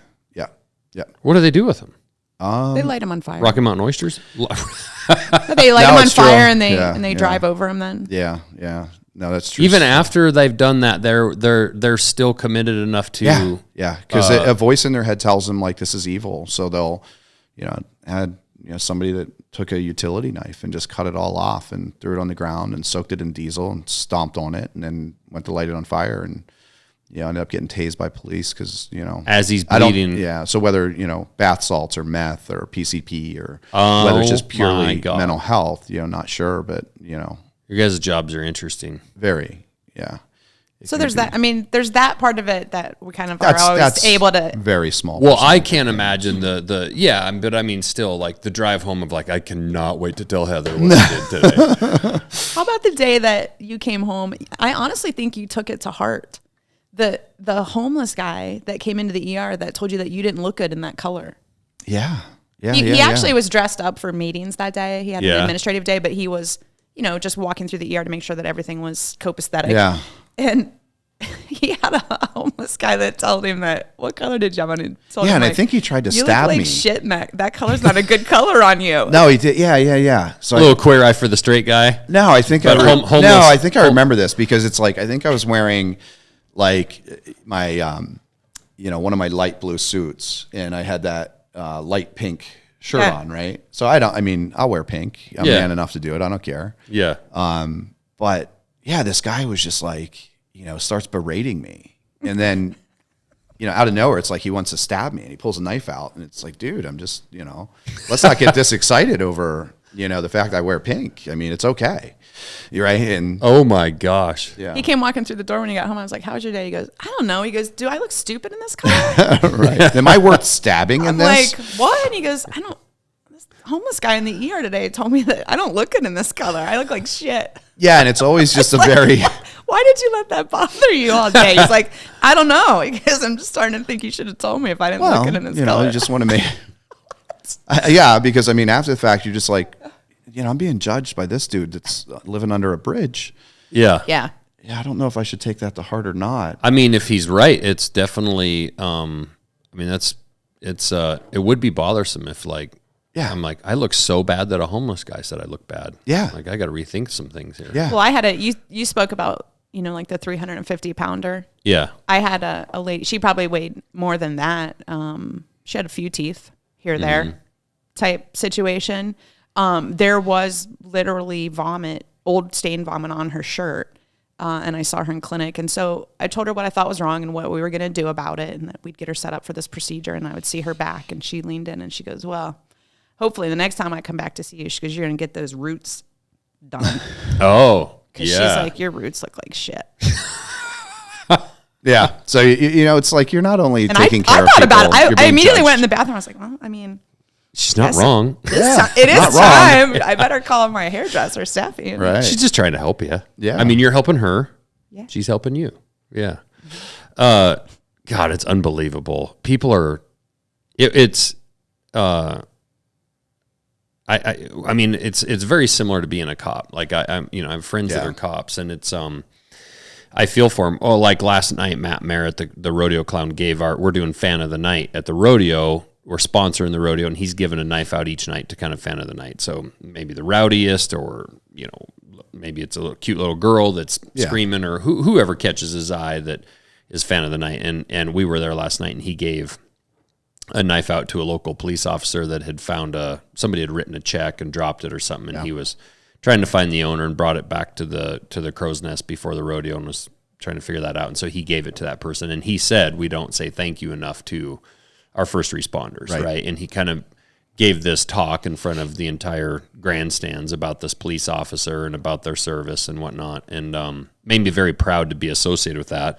That's all him. Makes us look really good. But as I texted him later, and I said, man, I couldn't have picked a better person or done it better. Like, thank you. I mean, That was just super cool. Yeah, represented us in an amazing way. And that was really all on Matt. But I agree. Like, yeah, there's shitty doctors out there. Yeah. There's shitty cops. Oh, out yeah. there. They Yeah. exist. Like, absolutely. It's humans. We're humans. Right. But by and large, people that are doing what you guys are doing for a living, or doing what cops are doing, or firefighters, or whoever, are the best of our society, the best that we have to offer, and we don't say thank you enough. And it's what's scary to me, you put school teachers in that same bucket, right? Jess was a school teacher when I met her, and up until a few years ago, and I told her what scares me is she was dealing with kids, and a lot, and we're in Missoula, Montana. Like, it's not, downtown Chicago, right? It's not the inner city, but still a lot of sad cases, Absolutely. Right? Of little to no parenting, drugs, neglect, whatever. And I said, and she was teaching middle schoolers, and I said, what scares me is in 4 or 5 years, all these kids are going to be breeding. They're all going to be having kids. Like, the problem, I feel like, is going to become exponentially worse unless, and even if you made me king of the country tomorrow, I don't even know how to actually correct it, because it's a parenting issue. Like, these issues start, I was talking to our doctor that delivered all of our babies, and he said one of the hardest things is after delivering that baby and whatnot is handing that baby to those parents and letting them carry that baby out of the hospital. I mean, it's their baby. Yeah. But he knows that baby's chance in life is almost nothing. Sad. Like very, very low. Very sad. Yeah. But it's, how did we derail? Yeah. And that's where I don't know. How did we derail and how do we get back on the track? Because you are dealing with drugs. And that's the one thing I want to ask you guys about, both of you, with your careers, of like how the drug problem has changed and how the patients have changed over the years with the style of drugs, type of drugs, accessibility. Like, have you seen that become, I would imagine in the ER, has it been a slow, steady increase of problem? Has it always kind of been the same, or has it just like gotten way worse in the last number of years? Honestly, I would say that now that it's lower than what it's been. Really? Yeah. Yeah. So, and that's mainly in because the last couple of years, or like 10 years? I would say last 10 years. Okay. I mean, when I started, it's, the drug related presentations to the emergency department, I feel was much higher. Really? Now, it's dependent upon where you work. You work in inner city, New York or Philadelphia, Detroit, Chicago. I'm sure they have a different opinion on it, but you see these these pockets, rural areas, particularly meth, heroin, the cheap drugs. I'd say that in healthcare, because of the costs associated with those visits to healthcare systems, because a lot of the time these are people that are uninsured, and that comes at a loss to the hospital. We're providing the care in which they're not getting any reimbursement on. So healthcare systems are very proactive at getting into the community and getting clinics set up and avenues for people to go to. So I'd say that the efforts that have been done are working. That's good. They may not be coming to the ER, but they're going to the clinics now. Sure. Right. To where I can work multiple shifts in a row and not see the PCP, meth, bath salt that I once was seeing. I mean, gosh, go back 10, 12 years, and it was you're going to work in an ER, and it almost felt like you're also in a prison. Really? Where you're going to get assaulted, you're going to be in a fight during your shift. You're going to have people swinging on you, trying to hurt you. We don't see that as much anymore, and a lot of that was all drug fueled. That's great. Yeah. What do you guys think is the biggest health risk to our nation right now? Obesity. Yeah. By far. I figured. Yep, obesity. And that's, that's something that still boggles me, that, you have somebody come in with an emergency, whether it's heart attack or stroke or, whatever. They're too weak to walk, or their ankle hurts or knees hurt. And it's, connecting that dot of, I'm in this situation now because I just lived the last 30 years in not trying to live well. Yeah. Right. And then it's, but I need this taken care of in the next 2 hours. Right. Like, I'm here. Fix it. And the first question is, well, how long is this going to take? Yeah. Well, and what you want to say is, well, how long do you think it takes to undo 30 years of poor living? Right. Right. Right. So we're just, as a society, we're not connecting that dot. And it's unfortunate that we, have these groups out there that have set up this, like I said, fat phobia and, body positivity. I'm sorry, but, to be 200 pounds overweight is not healthy. Right. You are going to die. You're going to die young. Yeah. And if you accept that, I don't judge you on that. I mean, it's your life. Live your life how you want to live. It's similar to smoking cigarettes or drinking too much or whatever. Right. It is not healthy for you. Correct. Now, if you decide to do that, what's bothersome to me though is that if they decide to do that, but they're still going to come to our medical system, and like you say, a lot of times without insurance, and then it will be on the rest of us to pay for that care. Correct. But so that's getting into a big debate on, that spectrum of everything. And again, teaching, mentoring younger docs, because, there's that negativity around drug use, right? That, they may not deserve care because they're choosing to put this into their body. Well, let's expand that further. So we have no problem taking care of the patient that's coming in, that's having difficulty breathing, that continues to smoke a pack a day. Right. We're caring for them. Or the guy that chose not to wear a seatbelt. Right. We show them respect. Or what about the person that's here for the third time this month because their blood sugar is 600 and they just continue to eat whatever, that we still treat them with respect and empathy. So, where do you draw that line? I feel like on the medical side, that you have to care for these people, right? To me, it's a little bit more on the free market side. I feel like I could see, and I don't think this is legal now, but I could see it, maybe that it should be legal, where an insurance company says, we are not going to insure people who are X percent over, overweight, or that smoke, or that have certain lifestyles, because maybe the rest of us want to buy insurance from that company at a cheaper rate. Yeah. Because we're within a certain range. Now, that's discriminatory. Correct. Per se. You get in a whole ethical. But is it really discriminatory? I mean, if those people chose, and people are going to say, well, that person didn't choose. What do you choose? And sure, I'm sure that I know there's people out there that have unfortunate, whether it's thyroid problems or something, right, where they eat perfectly, and they always say it's their thyroid. Yeah, is that the well, excuse? Not even thyroid. It's my gland. It's a glandular issue. Really? Right. I haven't heard that in a long time now, honestly. When we first started, it was always glandular.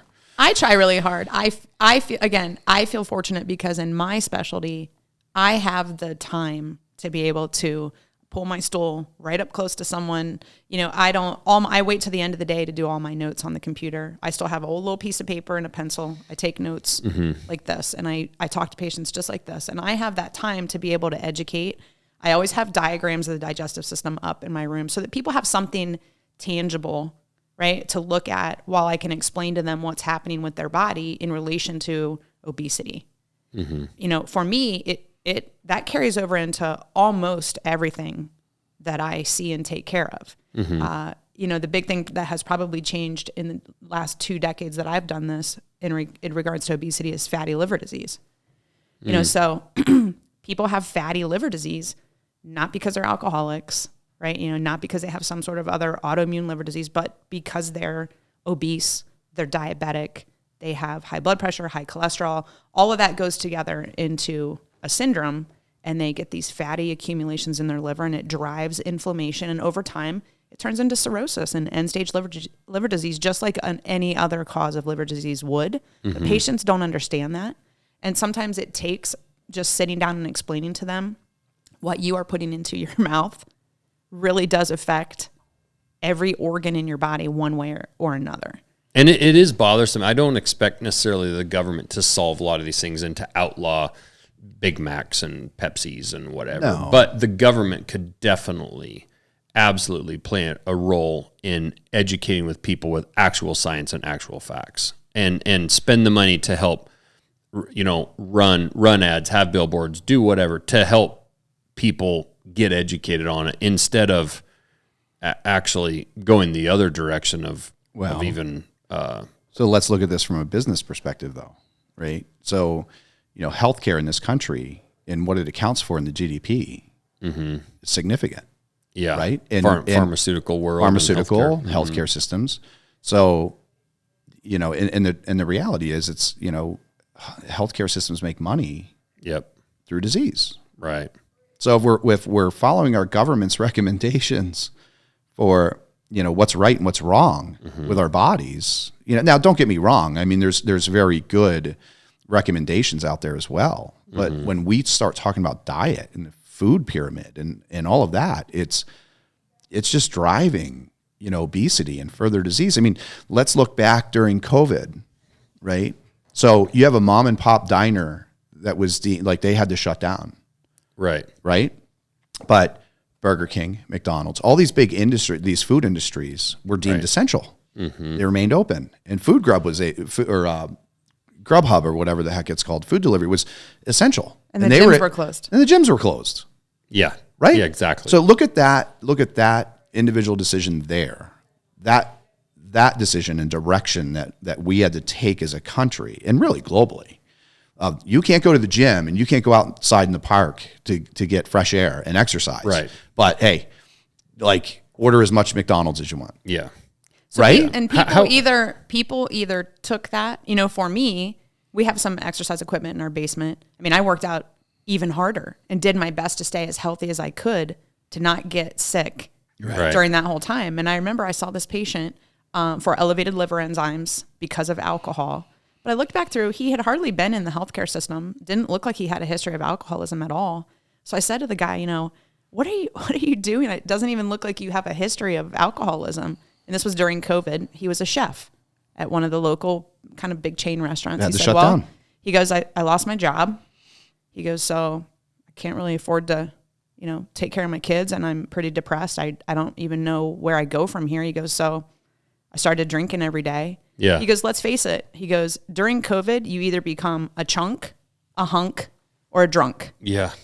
And I thought about really. that, and you really did. That's You're true. either someone who buckled down, Right. started working out every day, harder than you ever had before. Yeah. You got depressed, you got fearful, you started drinking, or you just spun out of control eating. What did you guys see during that COVID period with, especially in the ER, with, and the pushing of the vaccines and a lot of that stuff. And I don't know what you can or want to say to that. And I don't want to put you in an awkward position. I mean, honestly, that's such a topic that is just so, it remains inflammatory because, you have a lot of the industry that's still, really hanging on to this. And then, some people that, like myself that really, looked at the evidence and what was going on. And, my only criticism of it was, COVID's real. I don't want to sit here and act like COVID doesn't exist. Sure. COVID is certainly a virus. It's just like, how significant is it? And to who? At this point, and to who? And, the approach that we initially took and the evidence that was out there. And I'd say in the beginning, it's a scary situation because you have this novel virus, something that previously didn't exist. And in the emergency department, it's like your front line. You don't know what you're encountering, but we're kind of used to that. You come through, we have to take care of you. We don't know where you've been, where you've traveled. We don't know if you just came from, Sudan and have something bizarre. So, it doesn't really change for us. It was just so televised, and more or less really marketed. When you look back on that, and it's like, you have these news, mainstream media that has these maps up and a running tally and counter just to really push hysteria with it. Oh yeah. It was sensational. And don't get me wrong. I mean, there were healthcare systems that were really overburdened with it and they had no space and no beds and nothing. Then you had systems that, through the course of COVID nationally, hundreds of hospitals closed down because they couldn't keep their doors open financially. Really? Yeah. So interesting.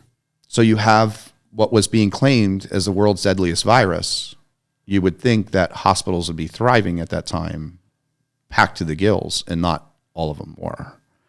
Right? So take that for what it is. When you see, certain emergency departments where, they may have been seeing, just round numbers, say they see 100 patients a day. Then during COVID, they're seeing 50. And a lot of that has to do with, public hysteria of not wanting to come to the ER, not wanting to be exposed. So I'll stay home for my ankle, for my, because there's a bunch of sick earache or my rash, and I'm not going to come and seek care for that. Which is reasonable, especially during that first few months of COVID, where even ourselves here in that first couple months, it was like, I remember my wife was like, "Hey, my mom's going to come over for dinner tonight," and I was like, "Nah."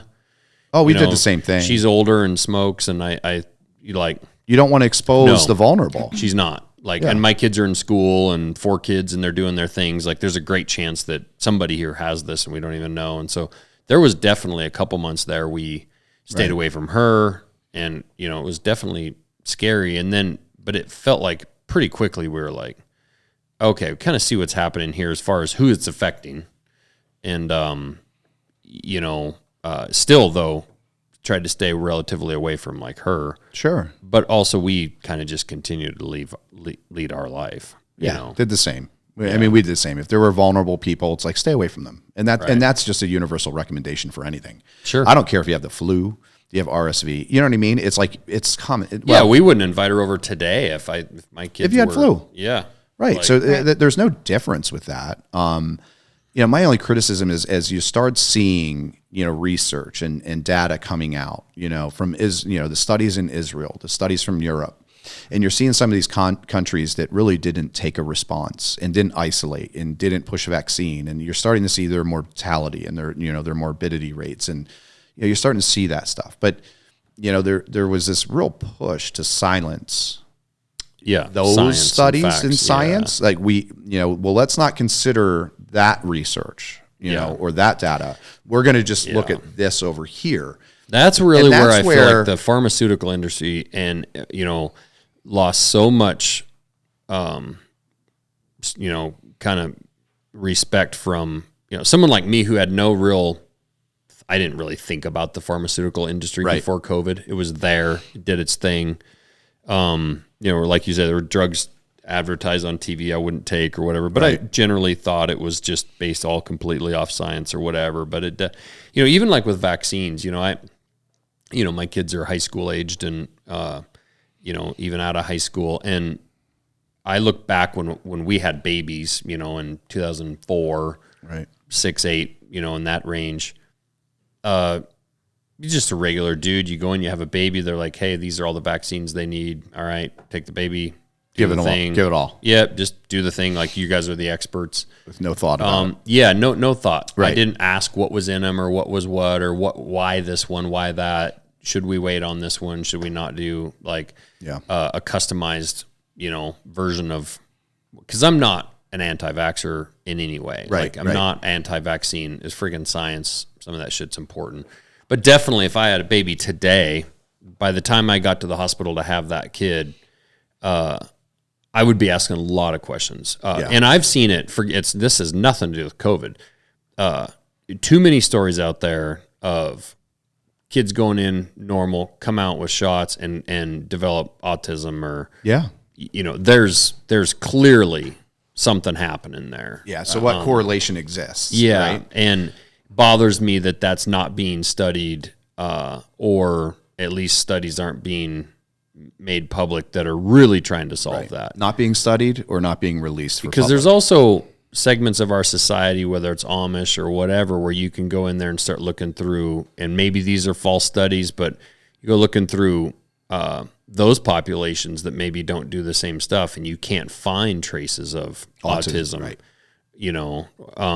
How many highly autistic people, I mean, you're doctors, how many highly autistic people do you know that are over 70 years old, 60 years old? You don't. So what changed? What happened? What changed? So that's where I'm like, I'm not a crazy person. Just the way that whole vaccine thing went, it just made me question really the medical system, not the medical system, the government and the pharmaceutical ties. No, but I mean, it should. So I think, the positive that came out of COVID was opening people's eyes to look closer at their health in that aspect, right? Yep.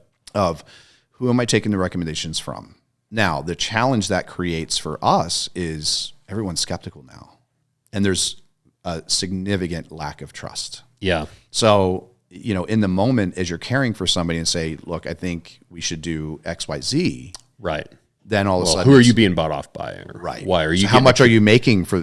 How much are you getting paid? And you hear that regularly. Sure.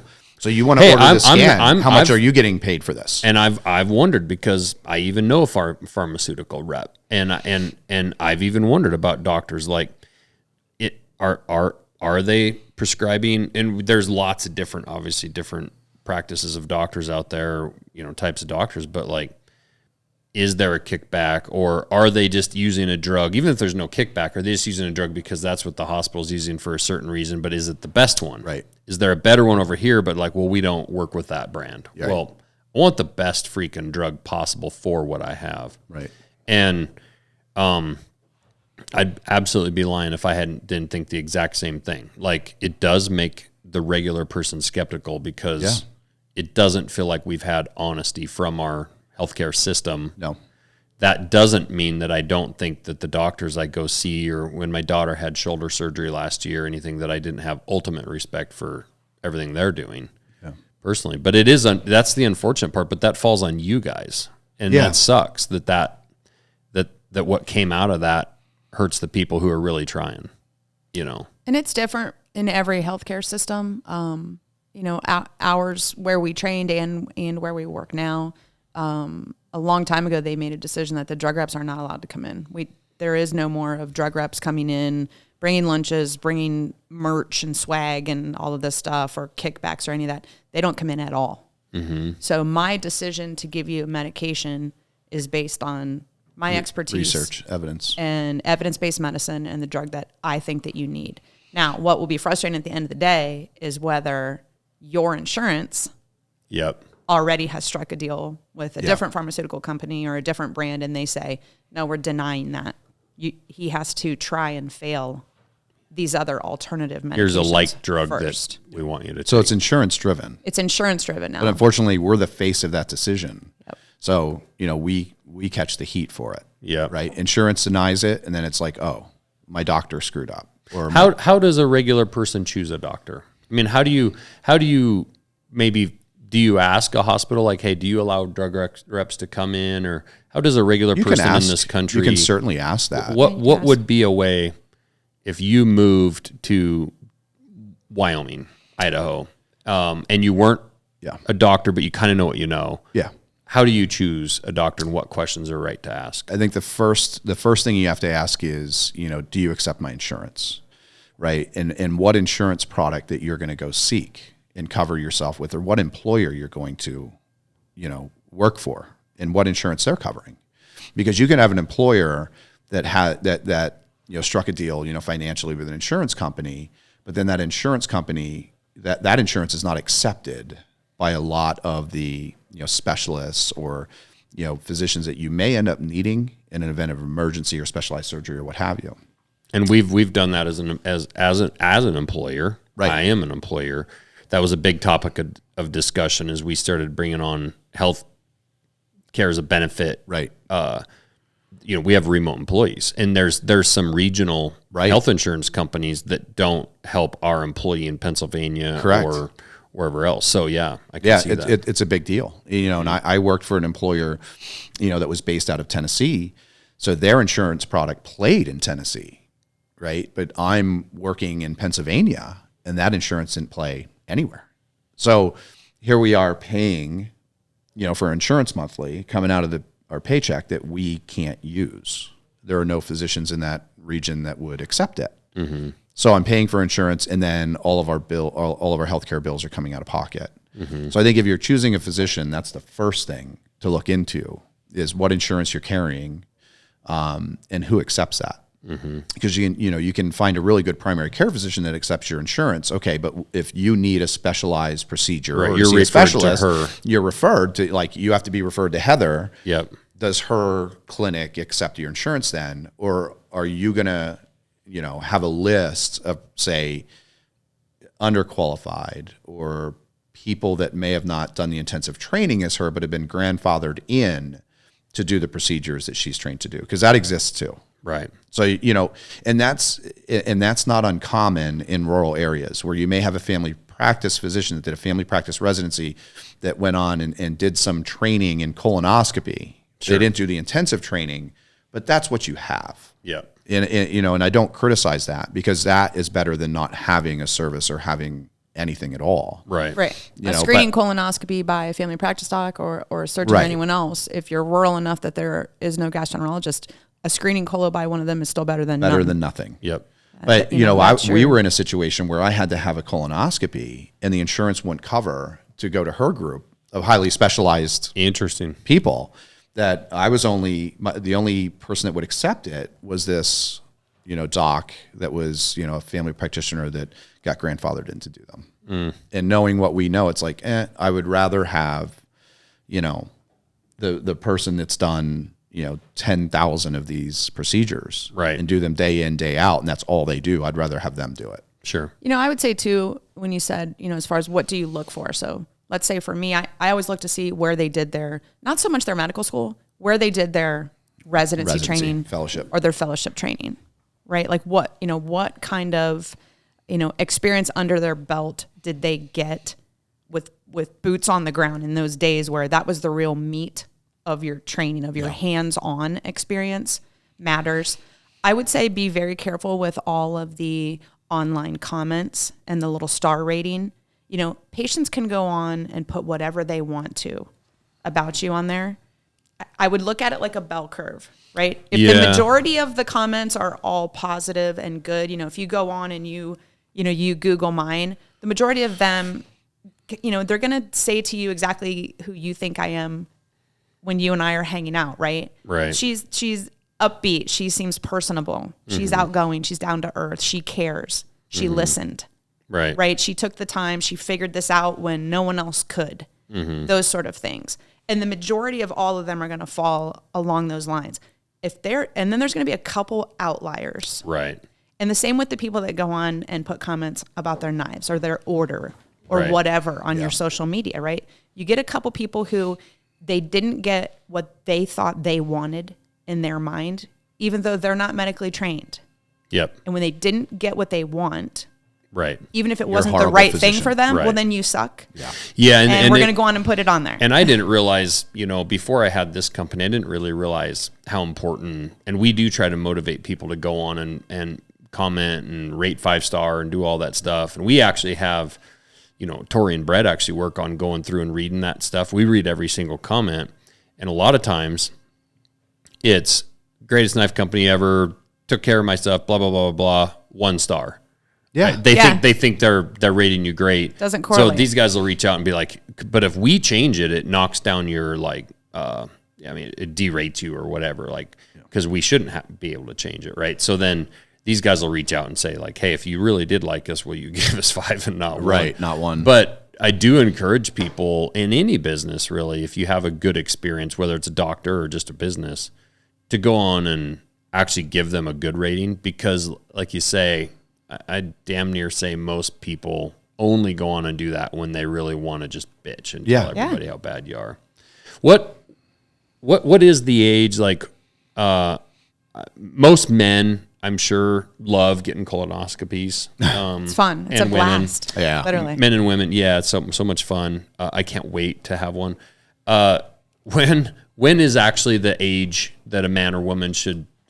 You see me lighting up. I'm getting all excited. Oh yeah. You're like, I'm such a nerd. This is my thing. Yeah.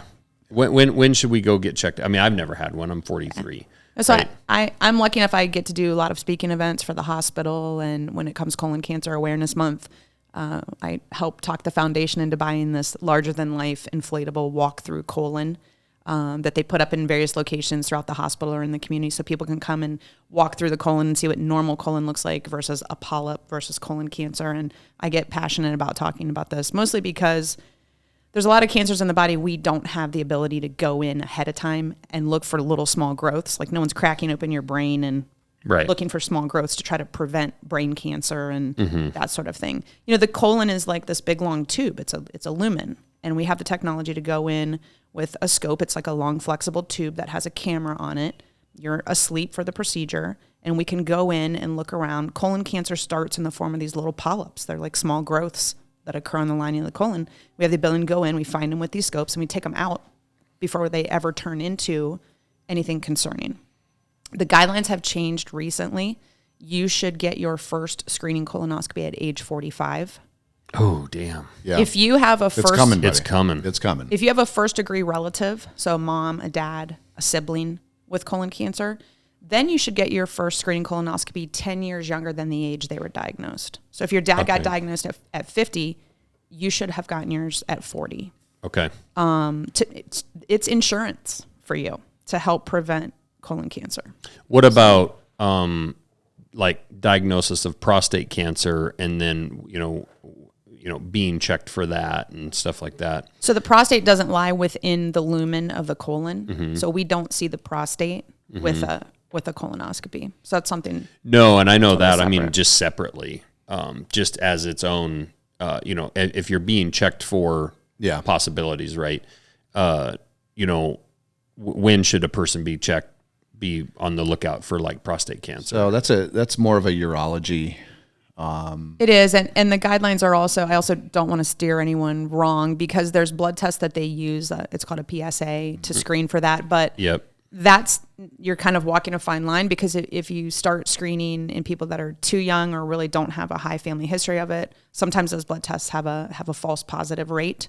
And that can kind of take patients down an unnecessary path. I think the biggest thing is if you have a strong family history of prostate cancer, or you have any symptoms at all, that you talk to your primary care physician and you start with a rectal exam, where they can physically check to see if anything feels abnormal, and then they go from there as to whether or not they think it's appropriate to order blood tests or further imaging, that sort of thing. Sure. Anybody on HRT should get a baseline PSA. Oh, really? Yeah. So that was actually one of my last questions that I had. I could talk to you guys, forever, and not even about doctor stuff, hunting, and right, all kinds of things. But what are your thoughts on like HRT and some of those things? So I have strong opinions on it, right? So in medicine, there's this really what is HRT, first of all, for people that might hormone not? Replacement therapy. Okay. So it's really getting bioidentical testosterone replacement for your body, right? So men, just like women, will go through changes, but we don't really hear about it a lot. And I'm really, I like the fact that now there's these companies that popped up, right, that are focusing on that, because for years it was not a focus. And we focus a lot on women's health, breast cancer screenings and menopause, right? So, a female's body will go through these changes. Their estrogen will plummet. Their testosterone can rise. That's why you go through menopause, and, they no longer, a woman will no longer get their period. They may start growing facial hair because their testosterone's so high. So that's like hyper focused on that. And we've really negated the changes in men's bodies. So in our bodies, it's like as you age, and if you start putting on weight, your testosterone plummets. So, you may be a man walking around exercising like crazy, doing everything right, eating right, but man, you just can't shed any weight. And then you get a lab panel done and your testosterone's at 100, right? And that's going to just be, and your estrogen's really high. That's going to be a challenge to really stay fit. Now, there's a degree of responsibility here, because I think, with access to these online clinics and the ability to just go on and order it and get it shipped to your door, you're unfortunately seeing like young guys, because they just want to get jacked. So they're ordering testosterone online and they're just recklessly doing it. Yeah. So I think it's really important to make sure that you're with, a reputable clinic, reputable physician or treatment team, to make sure that you're being monitored closely and that you're looking at your testosterone levels. And part of that is looking at your PSA, for your prostate, your liver function tests, your kidney function, those types of things. But I term it menopause. Right. Yeah. So women go through. I was waiting for him to drop that term. Menopause, and men will go through what I say menopause. About what age generally? It depends, right? So you're seeing some people that, honestly, that they're in their 20s already with like bottomed out testosterone. Oh, wow. And that can be because of diet, exposure, stress. See some. Yeah, you've seen that even with like soldiers with trauma. Members of the military, trauma, PTSD, those types of things, high levels of repeated stress, drive cortisol levels up, which will affect your production of testosterone, right? So I'll say this, that if you're noticing changes in your body where you're struggling to get weight off, but you're putting forth the effort, if you start noticing, brain fog, depression that comes out of nowhere, like go get a panel done, and unfortunately, I think traditional medicine, like a lot of the primary care physicians, just haven't really caught up to this yet. Yep. Where you can go to your family doctor and talk about that and be like, oh, no, you're in your 20s, you should be fine. I mean, there are so many clinics across the country now that you can log on virtually and do that. And just get a panel, get a baseline, see where you're at. I mean, if you're not feeling well and though you're recognizing those signs, it doesn't hurt to get a panel done and be checked. Yeah. Sure. No, that's great. But there's complications with it too. You have to be responsible. What are the general levels in your blood that like your testosterone should be at? So I think the standard right now is, you should be, and it's age dependent too. So you can have an 18-year-old that their testosterone levels are like 1,500, right? You could have a 24-year-old where it's at 100. You know, and you try to push upwards to, you know, 800 to 1,000 somewhere, but and you should be regularly monitored, like every 3 months as well. So if you're on hormone replacement therapy, and you're just taking it and you're not getting blood work checked, you're just recklessly doing it. Because one of the things can happen is, you know, unchecked, you know, testosterone, you know, can drive your hemoglobin up. You can thicken your blood. Thicken your blood. And you can actually then put yourself at risk for heart attack and stroke. And so when you look at traditional medicine and a lot of the primary care, you know, providers, you know, they reference these old studies that were out there that really, who were being studied were like bodybuilders, right? Who were recklessly just administering testosterone just to get super jacked and, you know, compete. And they were putting themselves at risk for heart disease, for stroke, what we call cardiomyopathy, you know, weakening of your heart muscle, those types of things. So that's a continual reference where there's plenty of studies out there that, you know, appropriately managed HRT is actually preventative from heart attack and stroke. Sure. Yeah. Awesome. Yeah. I would say I just had to add too, because you started talking about if people notice symptoms, you know, with their menopause. Yeah. Going back to the colon cancer and why the screening colonoscopy is so important is that really the number one symptom for colon cancer is no symptom at all. That's why we push these preventative screenings so much. Yeah. I mean, these polyps and the level that they, you know, grow, and then turn into something a little bit more invasive and then a tumor. You know, you're not going to have a lot of discomfort. The stool passes over them unbeknownst to you. Yeah. By the time it causes pain, by the time you see, you know, blood in your stools, you know, just start having a change in your bowel habits, or you're losing weight that you can't explain, or your blood levels reflect it and you're anemic. You know, those can all be symptoms of it, but you may not have any of those in the early stages. So when he said that about the symptoms, I just kind of wanted to throw that out there, because when it comes to colon cancer, you may not have any symptoms. And people it's heartbreaking when people, I'll say to someone, hey, you're due for a screening colonoscopy. You're overdue, right? You're 60. You've never had one. And they'll go, I'm good. I don't have any problems down there. Right. I don't have any symptoms. Yeah. I don't need one. What do you think, about, you know, with the digestive system and with your body absorbing all these different nutrients and whatnot, like these diets of whether it's, you know, gluten-free or, you know, carnivore, you know, all these different diets, or maybe eliminating entire food groups or certain things, you know, the different food allergies and stuff we see a lot of different diets that are fads or different, you know, eating habits. And I also think probably everyone's different. So some of these may work better for certain people than others, but what do you think of a lot of those things? Yep, absolutely. So this is something every day in my practice that I deal with one way or the other. So I would say, first of all, from a weight loss standpoint and from fatty liver standpoint, diabetes, you know, one of the diets that's really kind of proven that we have literature to back it up is the Mediterranean diet. So people can, you know, I hate to call it a diet, because then patients think it's just something that they're going to do for a brief period of time. Don't diet. Right, that they're going to go all out on. Yeah. It has to be a lifestyle change. But the Mediterranean diet is, you know... Which is what?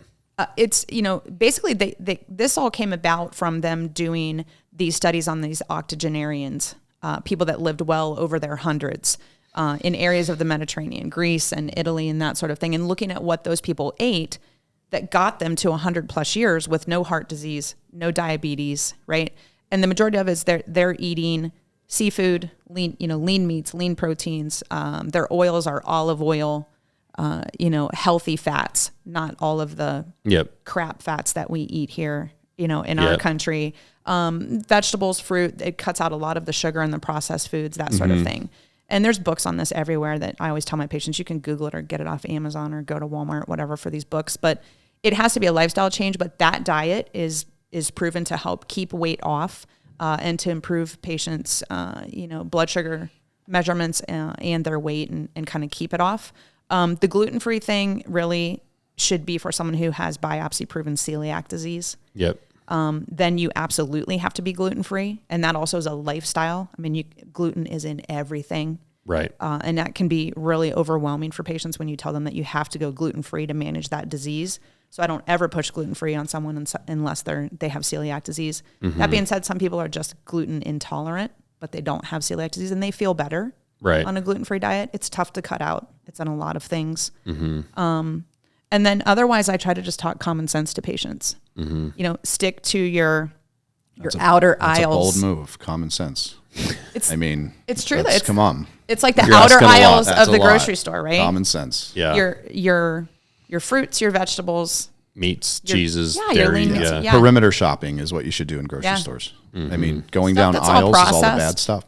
Yeah, that's a good point. When you think about it, I mean, you go to a grocery store, you should perimeter shop. Yeah. If you're going down aisles looking for stuff, think about it. What do they have on them shelves? It's all the highly processed It's all stuff. processed. Yeah. So when you look at all these diet fads right now, right, and you see a ton on carnivore, you know, so, you know, carnivore diet, and I'm losing weight and I'm feeling good, and that's great. But when you think about it, you've just removed all the crap from your diet. Right. Is it so much that it's the carnivore diet that's driving that, or what you've removed from your lifestyle? Right. So you're no longer, you know, working all day, really tired. Let's just order a pizza. Right. You essentially forced yourself to eat a whole food. Right. Right. So I'd say, like, if anything, So if you'd have mixed in a little fruit or veggies there, it probably wouldn't have. you would have felt good as well. Yeah. Right.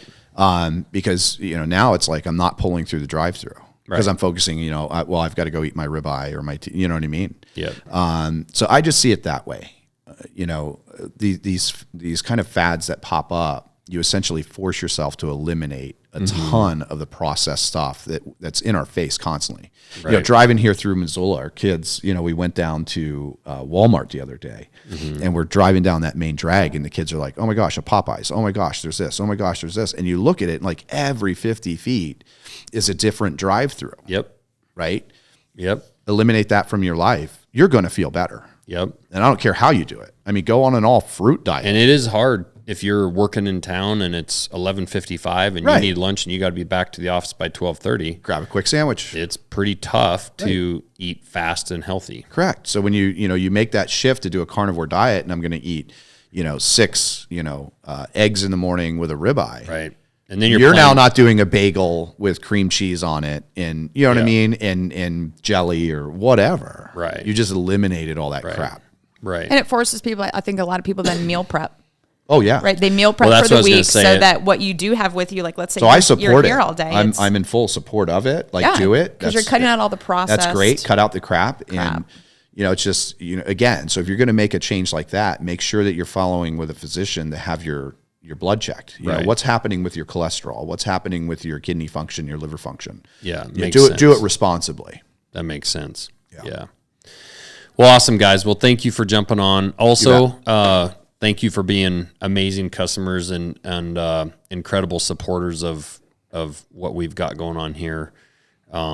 Without people like you, we wouldn't be doing what we're doing. So it means a lot. It really does. So We believe in you and Jess. Yes. yeah, We well, believe I appreciate in it. And I know believe you're in the whole supportive team. of other knife makers, Lucas and That's how I got to you, and through Lucas. other companies and friends. And so it's just you guys are great humans, and we love having you guys out here and being friends with you guys. So Great humans attract great humans, and I think that people need to do more of that. Yeah. Show each other a little bit of love instead of being overly critical of one another all the time. Yeah. Support each other. Yeah. And in this, it's easy. I mean, you guys are doing something phenomenal, and we love to support great people and great teams. And having the opportunity to be here and be part of your daily and watching your team meeting, you're doing phenomenal. Well, I appreciate that. Phenomenal. Yep. You're doing it right. No, I appreciate it, and thank you for what you do in healthcare. I know doctors get paid well, and I know there's benefits to it, but it doesn't. That stuff doesn't replace, like you said, a thank you card. For people that are listening to this, that we've all been to the doctor's office, we've all been waiting on the doctor at 11:30 when our appointment was at 11. Definitely helps put it in a little bit of perspective. So thanks a lot for what you guys do. Thank you, Josh. For sure. Did you say that there's a rowdiest fan contest tonight? Yeah, and I think you have a shot. Yeah. You have a shot. I'm already thinking about just what my dance routine might be out there. I'm going streaking. If we can just get some red MKC paint across my butt. I'm I'm just going streaking across the I thought you were going to go with your extra medium MKC thong. They haven't released those yet. Yeah, you weren't supposed to say. We weren't supposed to say anything. Is that the next drop? The MKC banana hammocks are coming. Not before the bikini. Right, bikini first. One That's the step at a content time. first. Yeah. All right, guys. Thanks, Josh. Thanks a lot. Thank you.